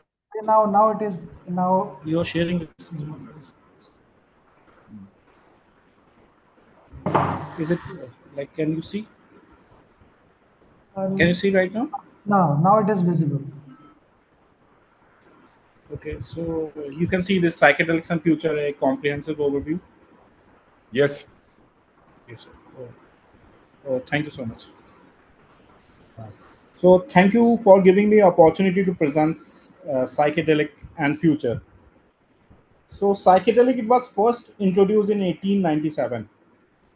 Arthur Hafter first isolated mescaline. Despite early interest in the potential, many psychedelics, including LSD, psilocybin, were banned in the United States in 1967 due to growing concern about their effects. Both LSD and psilocybin are known to mimic some symptoms of acute hallucinogen use, offering insight into consciousness and mental health treatment. In this presentation, we'll explore these compounds further, delving into the future therapeutic potential and future possibilities. Before going further, now let us know what is the definition of psychedelics. So, psychedelics are powerful psychoactive substances that alter the perception and mood and affects numerous cognitive processes. They are generally considered physiological safe and do not lead to the dependence or addiction. Hallucinogens have been used as a spiritual tools for thousands of years, especially in the non-Western culture. But it wasn't until 1896 that they were introduced into the Western science when a German pharmacologist named Arthur Haffer isolated from peyote cactus. From then on, psychedelic research really took off in the mid 1900s, especially due to work of Albert Hofmann, who started the effect of two major psychedelic compounds, LSD and psilocybin. These substances become the focus of intense study, particularly for the potential therapeutic uses. Researchers explored how psychedelics could help treat conditions like depression, alcoholism, and even provide support in palliative care. In fact, during 1950s and 1960s, tons of thousands patients were treated with psychedelics in psychotherapeutic setting. LSD became a model substance for these therapeutic breakthrough, and there were surprisingly a few negative side effects were reported. However, in the late 1960s and early 70s, things took a sharp turn. Psychedelic, particularly LSD, became closely associated with cultural turmoil, especially anti-Vietnam War movement. This led to more psychedelics being criminalized in 1971 and classified as a Schedule 1 drug under United Nations Convention on Psychotropic Substances. This not only created legal barrier but also stigmatized psychedelic research, and many scientists were discouraged from continuing their studies. Aside from the legal challenges, some researchers believe that decline in the research was also due to the difficulty in proving the effectiveness of psychedelics using the scientific methods available at that time. Particular challenge of fitting psychedelics in controlled trials. But despite these setbacks, interest in psychedelics has been slowly reviving. And today we are beginning to see a new wave of research into the potential therapeutic benefits. Before we dive into the specifics of psychedelics and the future, I would like to start my main objective of this presentation. This will give you a sense of what to expect and how different aspects are interconnected. First, we'll explore the scientific foundation of the psychedelics. I will walk you through how the substance interact or psychedelics interact with the brain, what we are currently know about these mechanisms of action, and how they alter consciousness and brain connectivity. Next, we'll examine the therapeutic potential. Psychedelics are showing significant promise in treating mental health conditions like depression, PTSD, and anxiety disorder. I will present some of the latest clinical findings and discuss these implications for modern psychiatry. Third, we'll take a broader view, look at the social and legal implication. These resurgence of psychedelics has been met with both excitement and concern. It's important to discuss how they are perceived, the growing movement toward the decriminalization, and the ethical debate toward their issues. Finally, I will identify future research direction and the challenges that still lie ahead.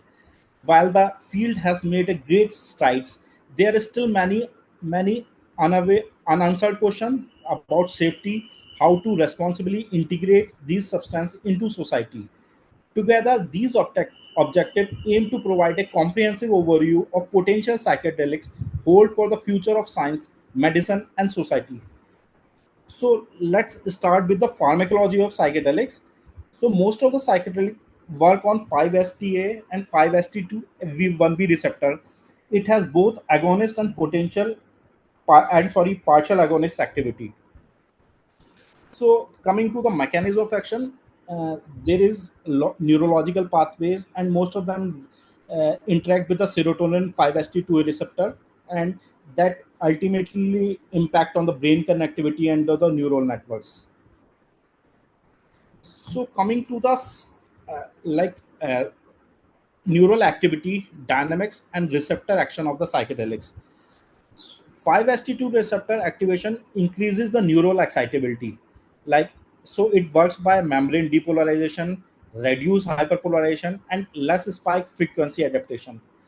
Again, the striptamine like psilocybin also binds to a first 5-HT1A receptors that has an opposing effect, decrease in the neuronal excitability. So overall effect depends on the relative abundance of the receptor subtypes and the subcellular distribution of these receptors. So what are the key areas where the psychedelics act? It acts both of the short and long-term effect. So let's look at the visual pathway mainly that affected by psychedelics.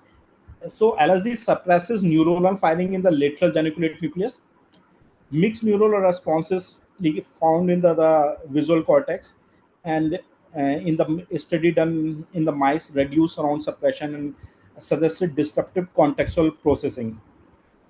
Similarly in the dorsal raphe, LSD induced a near completion cessation of firing within 1 to 2 minutes, and it effect observed in the psilocybin, DMT, and mescaline.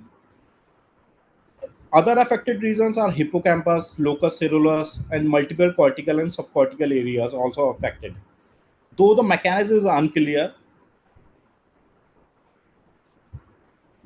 So coming to the therapeutic potential of psychedelic.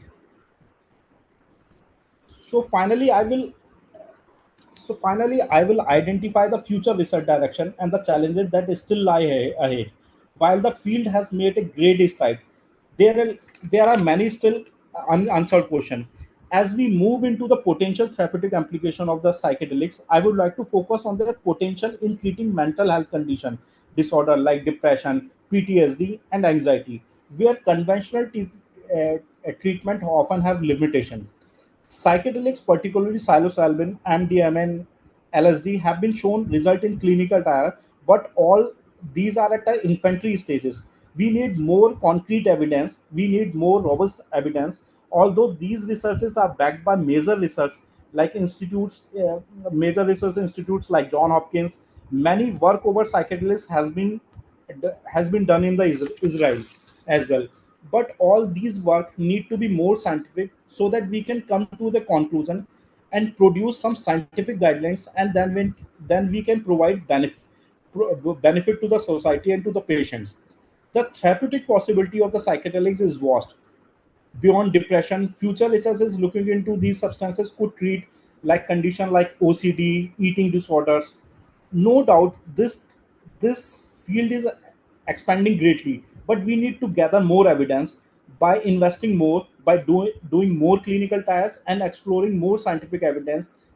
Then only we can give an alternative treatment and integrating into the mainstream mental health care, in, and changing the future in that way. So one study published in 2016 by Ronald Griffith and his team at John Hopkins, which was a randomized double-blind crossed over trial. This study gives cancer patient with poor prognosis and associated anxiety, depression, either a high dose of psilocybin or low dose of the functioning. Results showed decrease in both clinician and self-related measure of depressed mood and anxiety.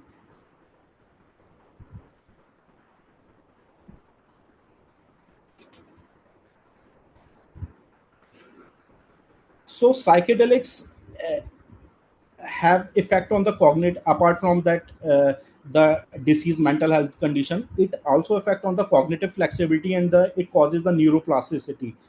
And researchers have shown this increase the creativity and problem solving enhancement. So this is from the past to the future, how psychedelics, these are the major movements that happened across the globe in the psychedelics.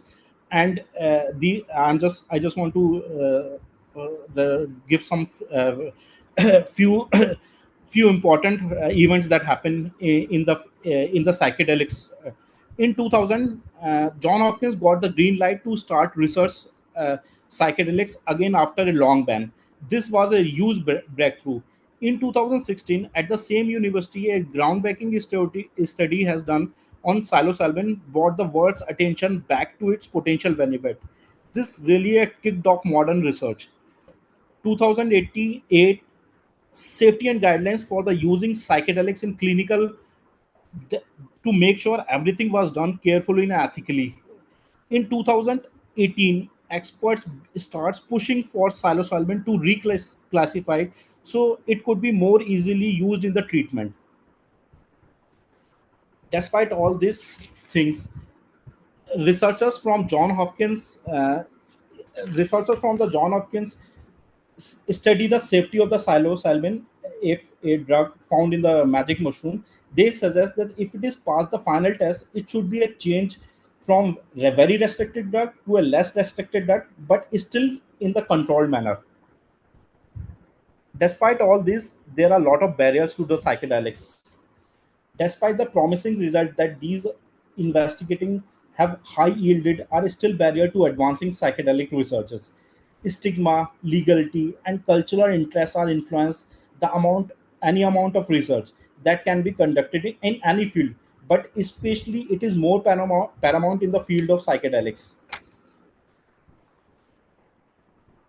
So barrier to advancing psychedelic research, stigma, negative perception about the psychedelics, and the legal restriction, strict regulate limit research opportunity. Cultural factors like social attitude influences interest and acceptance of the psychedelic studies.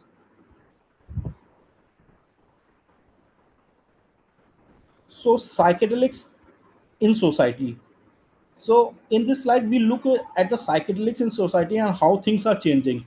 So social perception, we are we are in what many call a psychedelic renaissance, where attitude towards psychedelics are shifting from fear and stigma to the curiosity and acceptance, decriminalization and legalization. Around the world, we are seeing movements pushing for the decriminalization and even legalization of the psychedelics. Countries and cities are beginning to reconsider old laws and explore the potential benefits.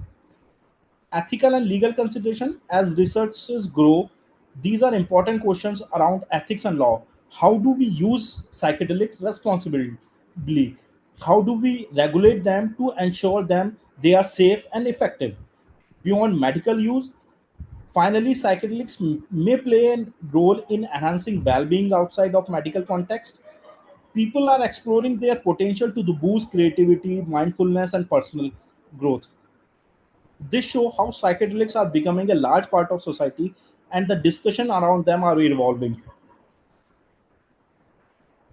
Since everything has challenges, so psychedelics also have a challenges and controversy, that like risk of misuse and abuse. One of the biggest concerns in the potential for the misuse or abuse. Without proper guidance, these substances could be used in unsafe ways. And ethical dilemma in clinical use. These are ethical questions when using psychedelics in therapy. How do we ensure patients give informed consent? What about the long-term effect that we don't fully understand yet? And stigma from the past.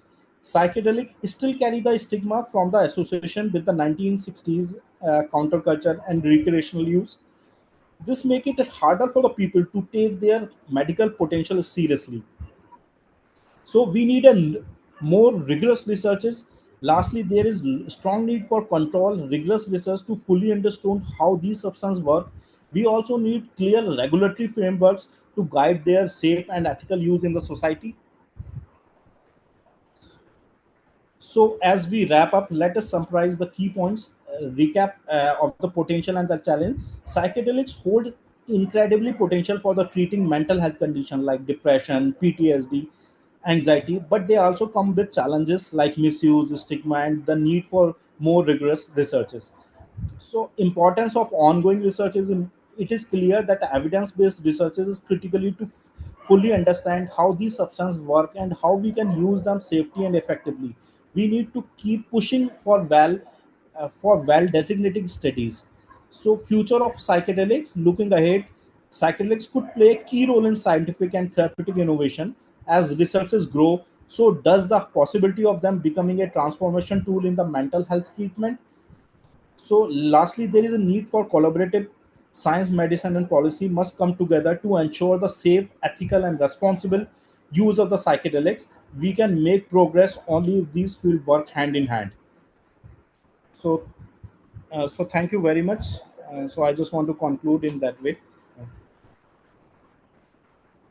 So these are my references. Thank you so much, Dr. Vipul. This is more of a very interesting area. Now it is picking up in the majority of the part of the globe. People are started thinking about use of psychotropics, psychedelics in management of various psychiatric disorders. I will say in other way, though it is in the modern medicine, use of psychedelics for a therapeutic use is introduced quite late.